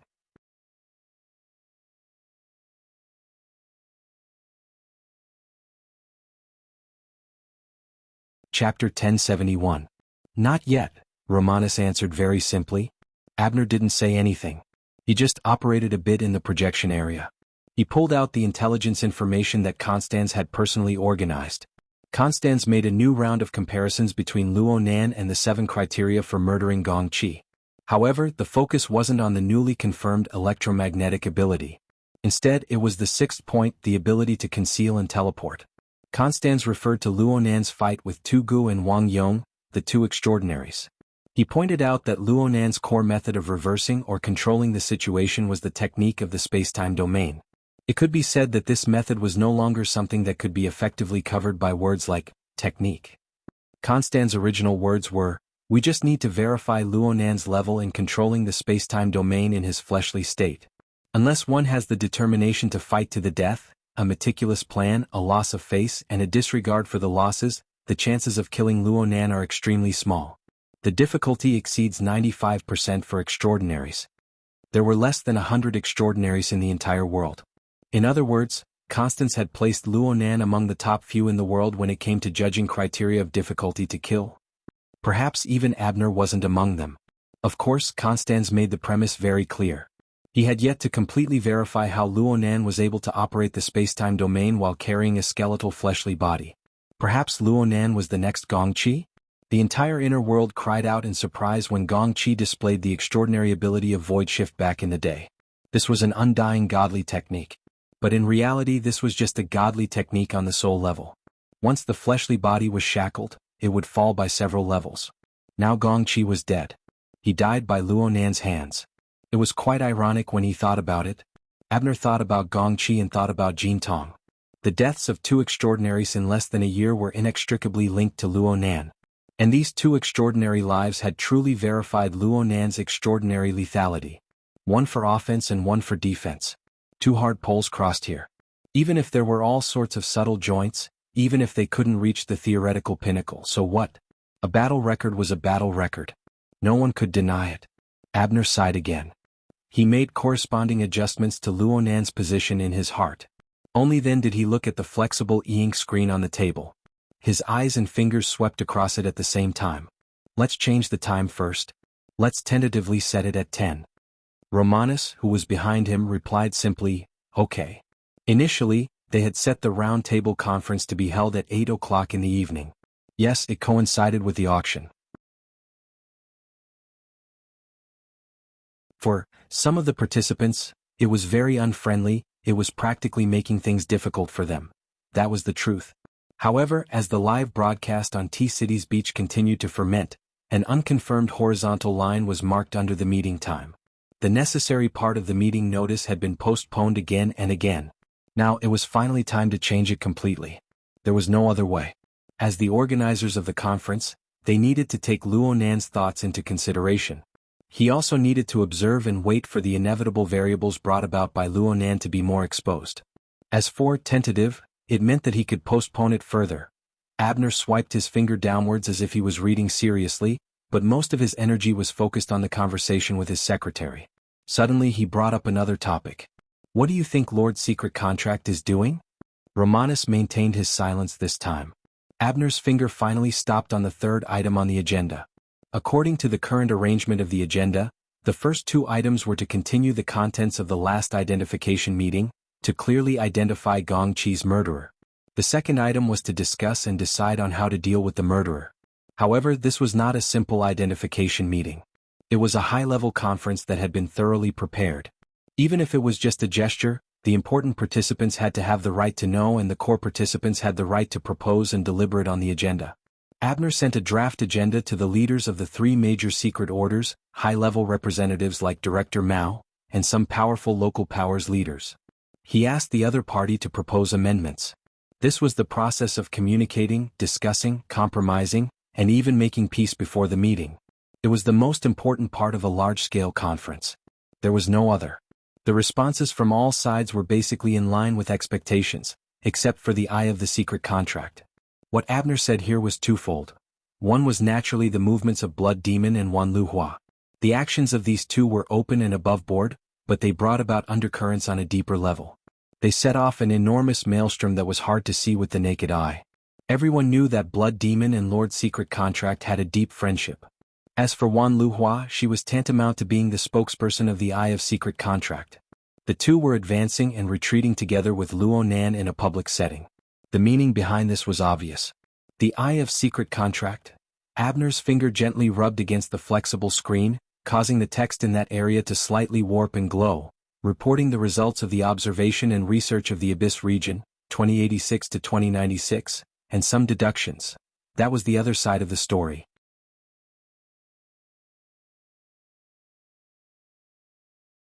The Eye of Secret Contract really did add a topic, an outline, and a main point. Abner read it seriously, but the more he did so, the more his head hurt. That self-proclaimed future teacher of the old fellow was going to declare his existence. His field of vision shook a bit. Abner's finger steadily pressed against the flexible e-ink screen. He didn't move, but the entire plane moved. At the same time, the light that seeped in was clearly dimmer. A large amount of clouds swept past outside the porthole, intensifying the trembling of the plane. Romanus frowned slightly and soon received the report from the pilot. He relayed the report as it was. We've encountered high-altitude turbulence. We've entered the clouds to temporarily avoid it. We also need to lower our altitude. We've already contacted the Tower of the Jade Light. We don't need their nonsense. Abner's brows furrowed. Some emotions churned within him. Actually, this had nothing to do with the pilot. It was just that he was able to sense some special information from this sudden jolt and the nothingness of the clouds that struck the plane. It wasn't just him. Romanus, the two of spades who made it onto the deck magazine rankings for the first time, wouldn't miss out on this either. The two extraordinaries suddenly went silent for a few seconds. Only when the plane stabilized did they start talking again. Abner asked, "How far away are we from the Jade Light?" "Approximately 20 nautical miles. Do you have an estimate of the cloud cover?" "The diameter should be around 300 to 500 kilometers. "You've hidden it really well." Romanus gave a simple response, "Yes." As the plane entered the clouds, the two extraordinaries sensed the movement of a certain person's energy within this region. To be more precise, they had only just sensed it. A power layout that caused one's heart to palpitate was arranged within the 1,000-mile cloud layer. It nurtured a marvelous structure that no one could understand. The most inexplicable thing was that it was actually so reserved and deep. "I've never seen it before. Is it Luonan?" Romanus hesitated for a moment before responding, "Perhaps." Apex.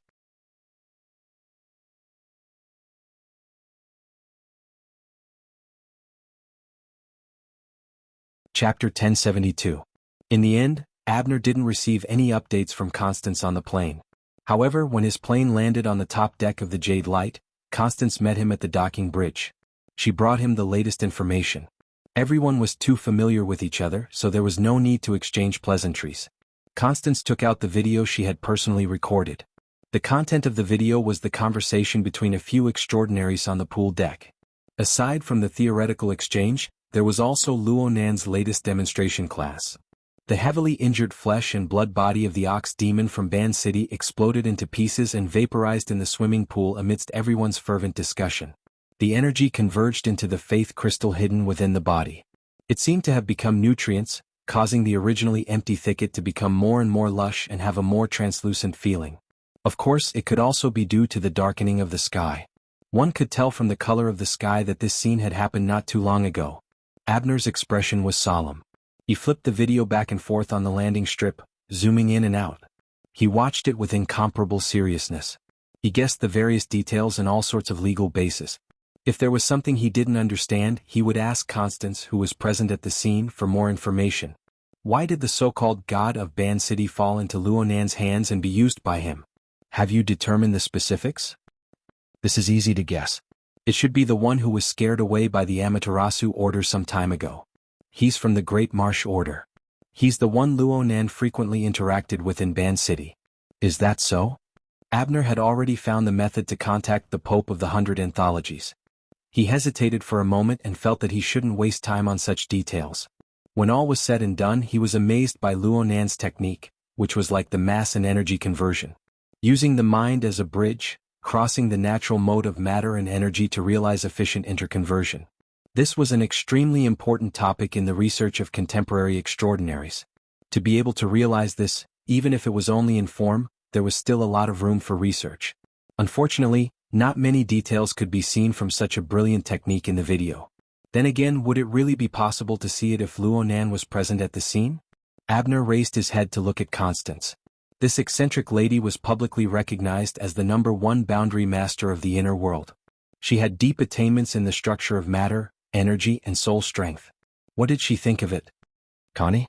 Under the combination of the dark sky and the illumination of the runway, Constance's face under the hood was even more difficult to distinguish. Only his green eyes flickered slightly. She didn't respond immediately.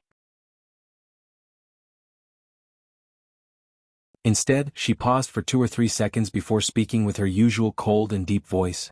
"Luonan is an open person. There's no need to take the risk of starting a war with him." Abner was slightly stunned. He wanted to ask a technical question, but he didn't expect Constance, who was relatively aloof, to be so direct and negative. Perhaps because Abner's expression was too obvious, Constance turned slightly and gestured for him to look in a certain direction. The two of them were currently on the runway at the top of the runway, which was one of the highest points in Emerald Light. From here, across the flat surface of the runway, they could see the bright lights at the bow of the ship, as well as the vague outline of the ship under the lights. However, what Constance wanted Abner to see was actually outside the observable area, in the void where light and shadow intertwined. "Where's Ronan?" Abner was able to sense Luonan's existence because the thick clouds in the sky formed a highly connected energy relationship.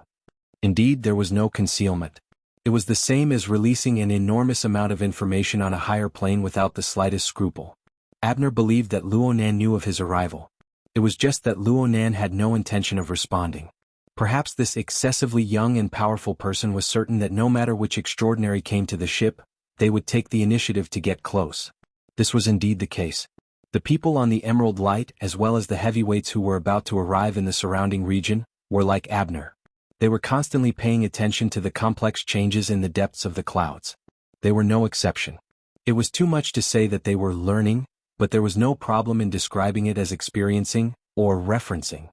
According to Abner's own understanding, the structure of the energy that Luonan displayed in the depths of the clouds was complex, but it possessed an order and a sense of design that were rarely seen among modern ability users.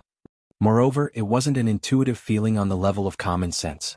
Instead, it was a deeper regularity that required one to use the brain to perform in-depth analysis.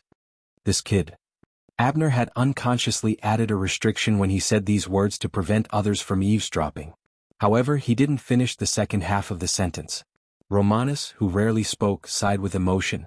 It's like he's solving a problem. Abner looked in that direction and nodded. Very accurate. Indeed, Luonan's energy movement within the clouds, whether it was the contraction, expansion, or transformation, all of them were deeply methodical. No matter how complex it was, there were very few redundancies. It was simply like a pre-designed program. If it wasn't for the occasional interference and subsequent adjustments, Abner would have believed that the driving force was an artificial intelligence. But this still made people deeply suspect that there was a highly abstract and extremely mature theoretical support behind this complex structural transformation. And this was precisely one of the most coveted values of Luonan.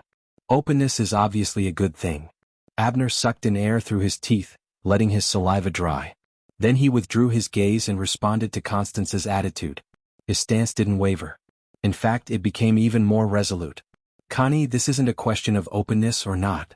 In other words, the definition of openness should be defined by more people. Abner lowered his head to look at his watch as he spoke. At this time, the reception banquet before the auction had already begun. There was no one here who would enter the boring social scene, but he needed to see someone. He told Romanus, "Tell Wang Yu to come see me." Romanus was about to agree, but Constance was already shaking his head. There was even a light chuckle coming from his hood. Wang Yu ran away. Maybe she never came. As the president of the headquarters of the Ability User Society, Abner still had the basic cards to play. Approximately 5 minutes later, the incompetent host Wang Yu took the initiative to request a video call with him. The signal connected. The lighting arrangement on the other side was terrible. A large lamp shot out a strong light towards the gloomy sea. Wang Yu was in the dark under the light position. The shadows distorted too much information. Only her voice was respectful. "Mr. President, I'm really sorry. My grandfather's old illness is acting up today. He's in a bad mood. I'm accompanying him on a night fishing trip. I really can't take care of the jadeite light. Besides, I'm just the owner of a ship. I'm just lending out the ship. It probably doesn't make a difference whether I'm there or not." Apex.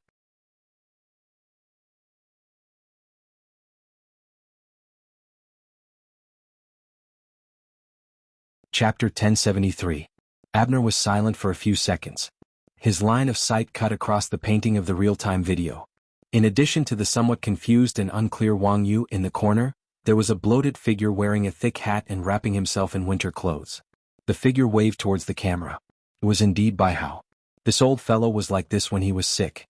Looking at him, he had no intention of reminiscing about old times. Abner did not want to complicate things. Moreover, Wang Yu, a young man, already had the qualifications to be independent. Similarly, she also needed to be independent. Therefore, Abner just pretended not to see the details in the corner. His line of sight continued to stare at Wang Yu. He was too lazy to beat around the bush and said directly, "I was invited by you." Mr. President, frankly speaking, this is really quite embarrassing." Wang Yu sighed very obviously. The world is full of twists and turns. When planning the event, who would have thought that a multi-party meeting that could have been a happy one would turn into a situation of competition? It seems that my friendly suggestion was still sloppy. Suggestion? Friendship?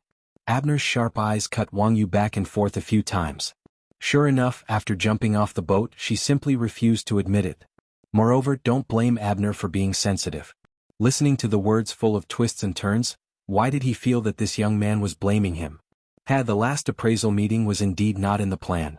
But earlier he repeatedly provoked Luo Nan to directly kill his way to Ban City. Could it be that you guys can't get away with such a stinky hand? Just before Abner was about to explode, Wang Yu clapped her hands and saluted him with her palms together. Mr. President, please forgive me. The situation has been distorted to this extent.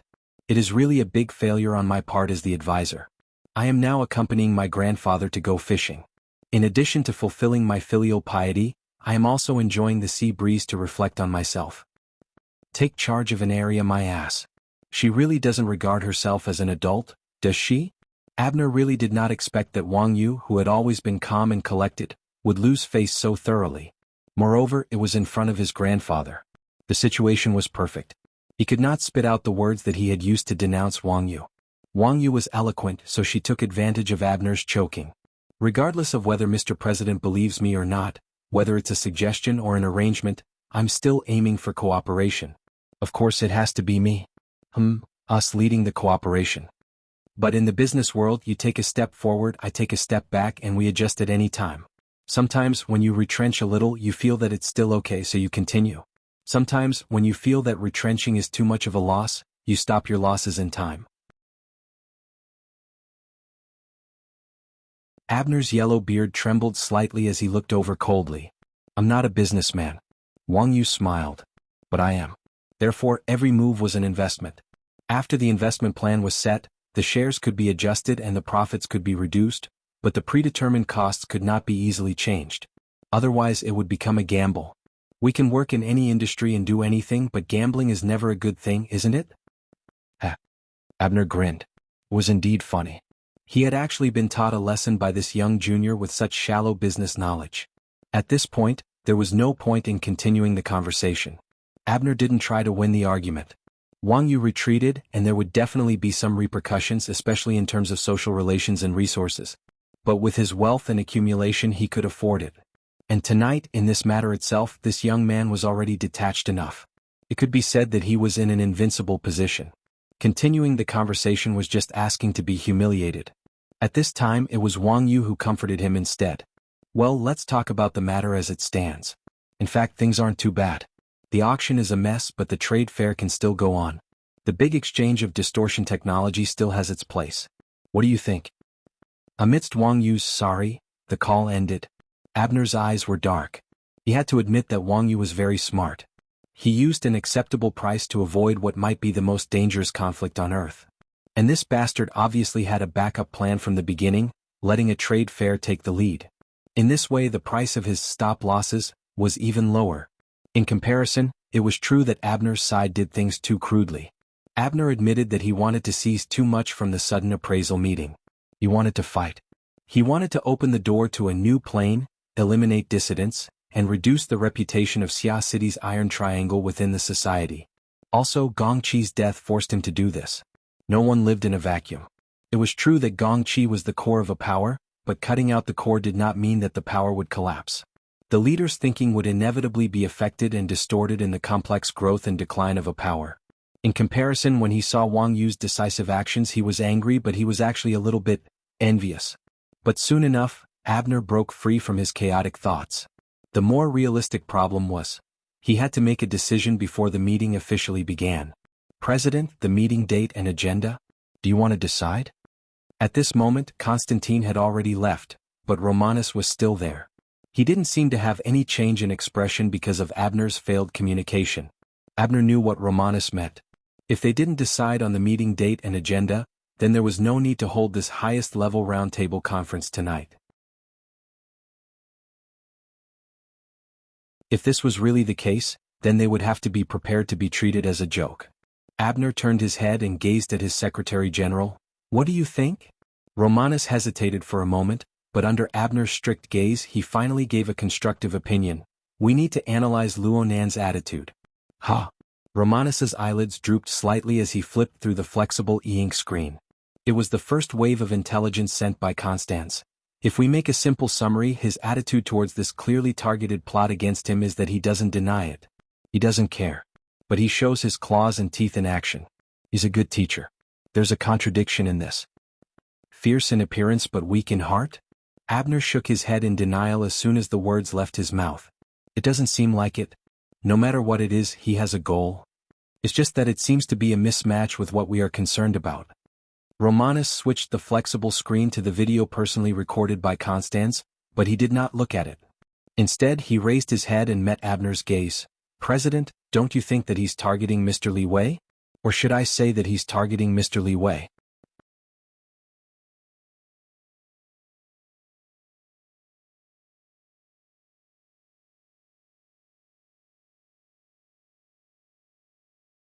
Chapter 1074. He really does pay a lot of attention to Li Wei. Abner nodded in acknowledgement.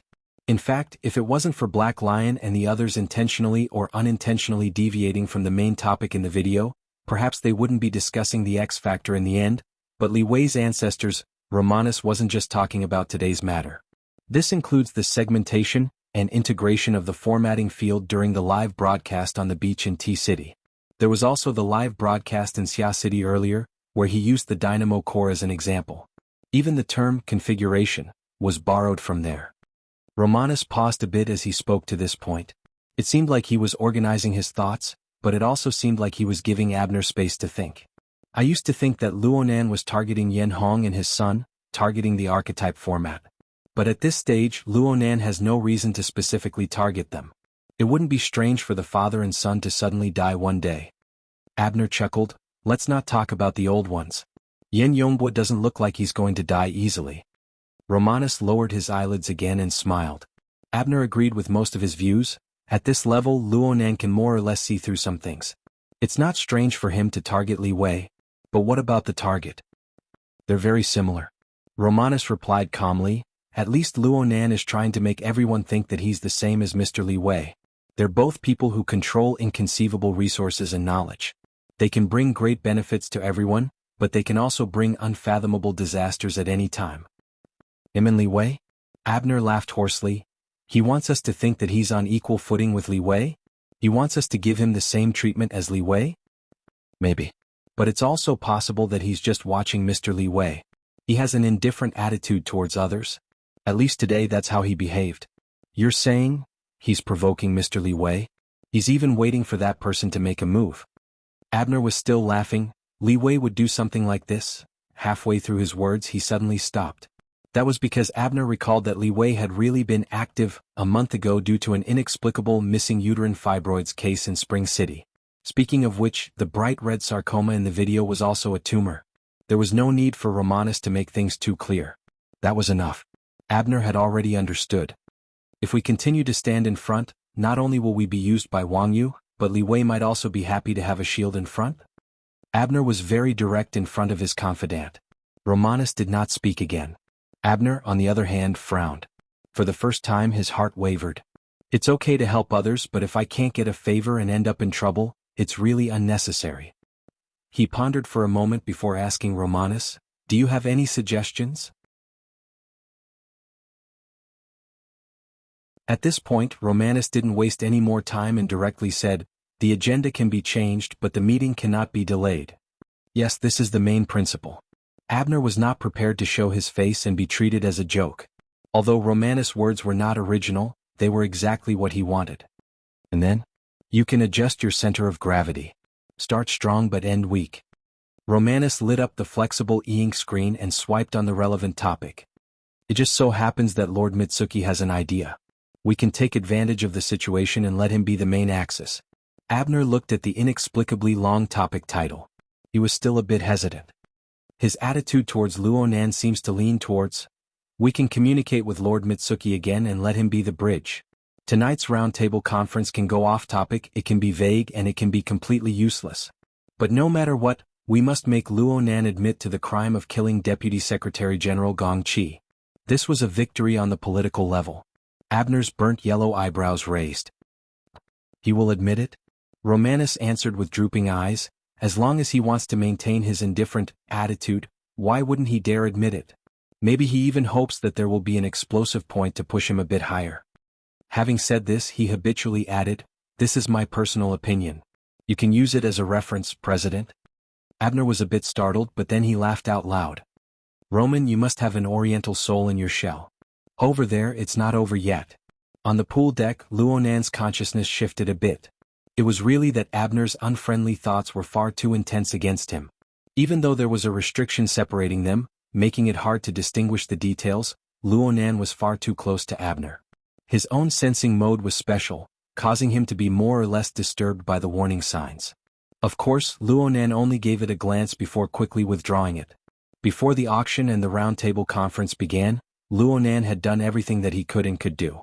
Her Majesty Empress Wu had taken a portion of what he hadn't done, and Blood Demon had volunteered to take another portion. Luonan couldn't ask for more. Right now, he felt that it was more worthwhile to focus on what he was better at and polish his current advantages. The clouds in the sky surged violently, rising and falling from time to time. They were actually the majestic body of Mother Micah. They were intimately connected to Luonan's energy, and they were also deeply blended with the power of the soul cloak. Luonan's thoughts were shuttling back and forth within the body of Mother Micah. Everything else was fine. Right now he was mainly searching the depths of the clouds, searching for the erratic life and death, the flashing magnetism of lightning and fire. During this process, the materials of the School of Fantasy, the confrontation on the front lines of the relay station, and even the short but deep memories of the magnetic mica that he had experienced in his offline tests were supported by the enormous flood of information from Sunwheel Absolute Hell. He had confused the distinction between friend and foe. Several kinds of information were mixed together and compared to the incomplete model of the magnetic mica within the Misty Hall on the mental plane. The reason why Luonan was like this was because he was suddenly stimulated by a flash of inspiration during the discussion with many people. He suddenly discovered that there seemed to be a problem with his previous design train of thought. Or perhaps it could be said that he was limited by his first impression. It must be known that the magnetic mica looked like a vapor cloud, but it was absolutely not a vapor cloud.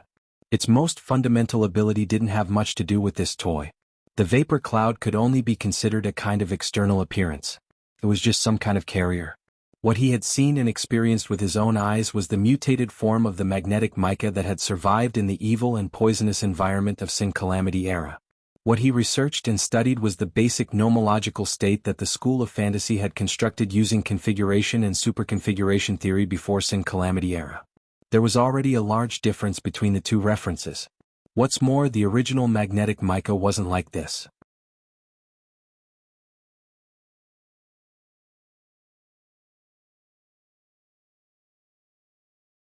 Chapter 1075. According to the description of the School of Fantasy, the original magneto-optical mica was nothing more than the earliest inhabitants of some planet in the universe. They raised their heads to look at the clouds in the sky and watched them change according to the weather. They believed that the clouds had the ability to show the light, rain, yin and yang. They gathered and accumulated the power of thunder and lightning. They used this to form totem faith and projected their psychic powers. But this sort of thing happened every moment on countless planets with similar atmospheric environments in the boundless universe. It didn't constitute a necessary condition for the formation of a magneto-optical mica. It wasn't even a necessary condition. Generally speaking, the formation of the magneto-optical mica was a sudden change in the accumulation process of a special living system that interweaved with the power of faith. Its own unique fortune allowed it to form an incorporeal, wondrous form similar to magnetism in the long evolutionary process of accepting the power of faith. Within its structure, it even rubbed and operated with all things in the world. Inside, power of faith was the most basic raw material. Sudden changes were the most important opportunities. The special open living system structure was the foundation of the superconfiguration power, the laws of the universe. With the above three conditions working together, it was able to leap from its previous chaotic mode to the height of a fantasy breed. It gradually solidified its structure into shape, manifesting the existence and function of a magnetic-like force. This magnetic-like force was actually the main body of the magneto-optical mica. That's right. Magneto-optical mica. Magneto-optical mica. Magneto-optical mica was the main body. It was muscle tissue, nerves, bones, and blood. It was a method to control other targets, and it was an inevitable creation to mend itself. It was highly sensitive to psychic waves emitted on the mental plane of living creatures. It was easy to act on, forming the origin of the soul magnetization ability. It had a deep analysis and segmentation of the structure of all things in the world. It had an almost instinctive rubbing and bonding effect. It further developed the ability to stitch and create things on the basis of its previous foundation. And when the power of magnetization and stitch accumulated layer by layer, it formed a powerful interference and reconstruction effect on the material and mental plane within a certain range of the universe. Even space and time were warped until the barrier of space and time was broken through. The marvelous magnetic force effect allowed it to cross worlds and summon powerful existences, forming the inconceivable ability of the dimensional gate. Of course, according to the legends of the Heavenly Yuan Empire, the final form of the magnetic mica jellyfish was also due to some indescribably powerful existence. It was due to the effects of postnatal modification. But this was no longer within the scope of Luo Nan's knowledge. He could only ignore it for now. If Luo Nan's train of thought was correct, then the mica he had created during this period of time couldn't even be considered in embryonic form. It was just a production line for the production of magnetism or soul magnetism. Luo Nan was quite fated with things like production lines. It was his believers and the lives that were bound to the living starry sky that provided him with the incessant soul power. It was the grand production line, a closed system made of his believers and the lives that were bound to the living starry sky. Now, what he had painstakingly built was another magneto-optical production line. However, this line was still incomplete.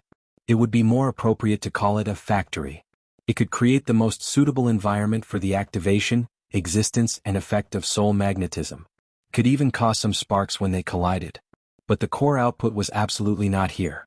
It could only come from the imagination and faith of living beings. At the very least, at Luo Nan's current level of construction, it would be better to settle for the next best thing than to forcefully create the first ray of light from nothing. It would be to create an environment of faith that was closer to the very beginning. That was where the petri dish was located at the very beginning. Luo Nan had gone astray from the very beginning when he used the cloud structure to carry out the restoration route. Or perhaps he hadn't gone deep enough. But this couldn't be blamed on him. His most important frame of reference was the relevant theory of the school of fantasy. The theory was vague on this matter. On one hand, it was possible that the researchers of the school wanted to use pure configuration thinking to explain and restore from the very beginning. It was just like the research of bionic robots on Earth. Living beings were clearly placed before their eyes. They had everything, but they just had to use mechanical components and artificial intelligence to realize them. At the very least, they had to replace them to the greatest extent. This was a kind of academic train of thought. They didn't really want to efficiently create fantasy breeds. On the other hand, the topic of faith seemed to be a very sensitive area, whether it was before or after the Calamity Era. Luo Nan had once used his own authority to search the external neurons database. It seemed that the research in this area was quite conservative. It was generally secretive. In any case, from what Luo Nan could see, the only thing that could be read out in the open was Lord Zhanhe's tome, Configuration, Faith, and the Great Limit, a rational reconstruction of historical evolution from ignorance to dawn, the magneto-optic mica chapter. Thinking too deeply was bound to lead to no results. Luo Nan didn't have the time to tangle with these questions that were destined to remain unanswered in the short term. Plus, he didn't have any academic persistence in this area. His research on the magneto-optical mica was just a method. It was a link in analyzing and reorganizing the structure of space and time. And this sort of analysis and reconstruction was used to deceive people. The reason why things had escalated to this point was because of Luo Nan's habitual train of thought of making a simple problem complicated. In short, right now he just needed the magneto-optical mica to construct a proper silhouette as soon as possible. Who cared if it was a pure configuration, a mutation, or an original ecology? Because of this, Luo Nan really put an effort on Nyogue after he understood the key points. He no longer used Nyogue as an experiment in reference to reverse engineer the fantasy breed. Instead, he carefully constructed a temporary petri dish. It just so happened that he could use it. Under Nyogue's rule, the Great Zay Order had accumulated a few dozen years of faith. No matter how distorted the process was, the order still had some accumulation of believers. Even though the projection of faith was mixed and not refined, it was already of much higher quality in modern society when compared to the vast majority of people's thoughts. There was more ample room for adjustment. Luo Nan pondered over how to use his Luo Nan ruler in conjunction with the Wraith sign to realize the distortion of the direction of the power of faith. He didn't need to be long and devout. He just needed to be able to infinitely approach the original environment and form a petri dish. He would cultivate the first magneto-optical mica. This was equivalent to creating an industrial machine. The subsequent evolution could then proceed smoothly and logically. Therefore, Luonan's attention was divided into two parts. One part was the structure of the mica in the sky. He continued to observe, comb, and deduce. The other part was the virtual thicket that had just been watered with Nyogue's flesh and blood. He used the control lines of the mica to slice up layer by layer and reverse permeate. He carried out a thorough understanding of the system of believers and tried to make adjustments. Under the interference of an extraordinary, the winds and clouds changed color in the front and the undercurrents surged in the back. Generally speaking, the clouds in the sky were more eye-catching. On the jadeite light, whether it was an extraordinary, a relatively ordinary ability user, or an ordinary passenger with restless hearts, they all paid attention to it from time to time. As for Nyogue, who had already been reborn and transformed, he seemed cold and cheerless, but there were actually people watching him. Apex.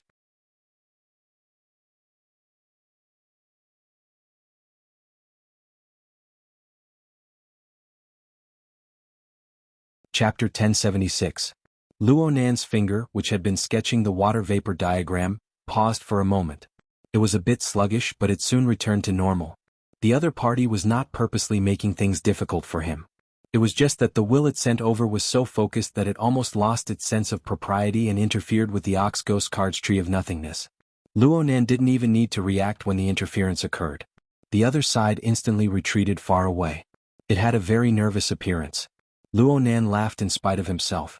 Maybe I should call him a coward. The tree of nothingness was the structural core of a belief system, and Luonan had personally reinforced it. It was impossible for it to shatter with a single touch. Was there a need to be so careful? No matter what was said, it was a good thing that Luonan had thought things through thoroughly.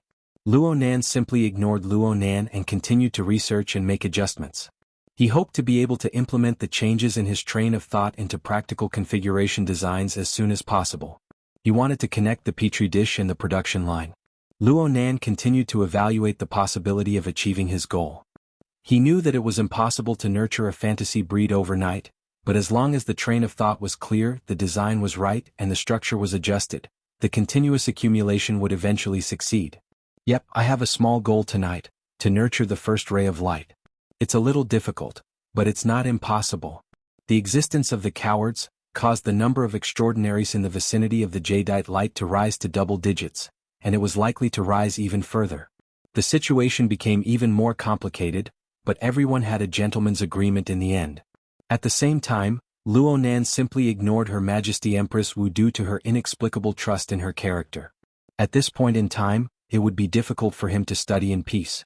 Zhang Yingying, who had been helping with the chores before the meeting, walked over quietly. She didn't interrupt his train of thought, but it was obvious that she had something to say. Luonan confirmed the time, but he didn't expect to fish out any more profit from it. He simply waved his hand and erased the structural sketches. He floated lightly to the side of the swimming pool. Zhang Yingying curiously glanced at the center of the pool. That cowardly, tasteless, and boneless cow ghost had suddenly become like this. It was more or less surprising. But soon she focused her attention on Luonan. She wanted to see if Luonan would have any psychological fluctuations at this stage. But all she saw at this time was Luonan's warm and intimate smiling face. "Sister Yingying, what's the matter?" Zhang Yingying blinked. "We're definitely going to have that roundtable conference tonight." It was basically confirmed. There probably wouldn't be any changes. The boss asked me to pass the agenda to you. Basic? Roughly? Luonan looked at Zhang Yingying's projection interface, looking at the formal agenda list. The organizer of the conference, the participants, the format of the conference, and so on were clearly written on it. It was almost completely within his expectations. The only variables left were the meeting time and agenda. The time is set for the East and West Districts 2200 hours tonight. That was 2 hours after the auction started. If there were no accidents, the auction should have ended by then. It was relatively reasonable. As for the agenda, at this time, Luonan had already read out the important parts in a low voice. Continue the matters related to the identification meeting. Headquarters personnel adjustments after the death of Deputy Secretary General Gong Qi. And the Lord of the Secret Contract. The topic of the agenda was a bit long, so Luonan skipped it. It looks rather ordinary. Very vague, right? Zhang Yingying smiled. Boss said that even though it's boring, it might be a good sign for you. Luonan didn't care. Don't tell me we have to count on that side? Being timid is better than being stubborn. Boss has already received more accurate information. Due to your super high-profile performance these past few days, their attitude has clearly softened. Someone has already sent a message to boss, saying that everyone needs to communicate and discuss. I'm afraid that the next 3 hours will be even more exciting than the auction. Blood Demon's cackling laughter interrupted Zhang Yingying's words. Then he appeared on the deck. Not only did they send a message to Her Majesty Empress Wu, they also think quite highly of me. I came here this time to shoulder the heavy responsibility of a lobbyist. A lobbyist? Blood Demon kept Luonan in suspense. It's about time. Let's go directly to the venue. Tonight isn't just for the auction. It's true that the current banquet is very boring, but the following free trade fair is still a bit interesting. I remember you saying that you wanted to experience the current state of development in distortion technology? This is a good opportunity. Luonan had indeed said something similar when they were chatting before. In any case, he didn't expect to be able to produce a complete version of a magneto-optical mica in the half an hour before the auction. He nodded indifferently. We still need to go to Area C, right? Let's go. You don't know how hard it is for some people to wait right now. Blood Demon simply came over. You pulled on her flip-flops. She took the lead and walked in front. Soon a group of people entered the ship's hold.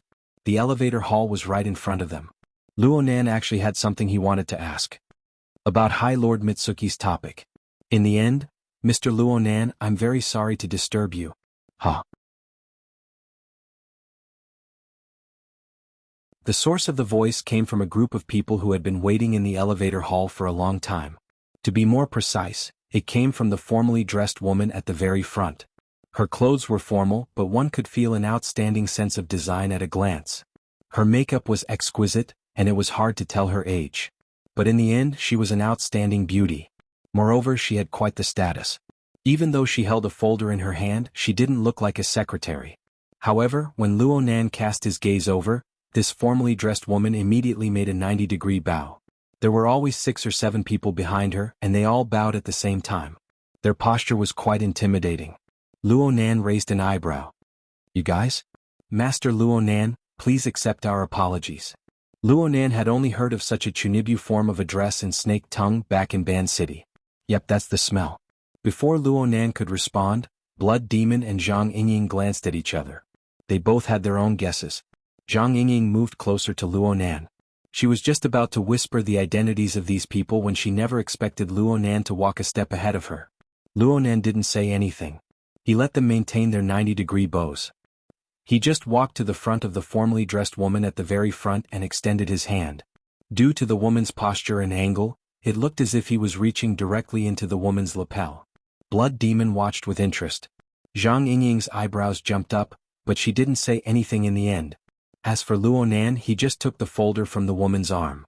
He also took off a corsage-like ornament from her chest in passing. He wasn't in a rush to look at the contents of the folder. He just turned the corsage slightly to an angle and looked at the rather exquisite design engraved on it. This mountain? Toyama Auction House. Luonan wasn't surprised in the slightest. He flipped open the folder and looked at the documents inside. This was the original copy of the commission auction contract. There was no need to mention the contents. When he flipped to the end, an unfamiliar name was signed on the client's position. But it was very interesting. There was a note in parentheses at the end, Horned Demon. You're tuning in to the Han Lee's Wuxia Chronicles YouTube channel. We're so grateful for your support, and don't forget to subscribe to join us on this incredible journey through captivating stories. Your generosity through donations truly makes a world of difference, as it's the primary source of revenue that allows me to expand and enhance this channel for you. Thank you from the bottom of my heart for being a part of this adventure.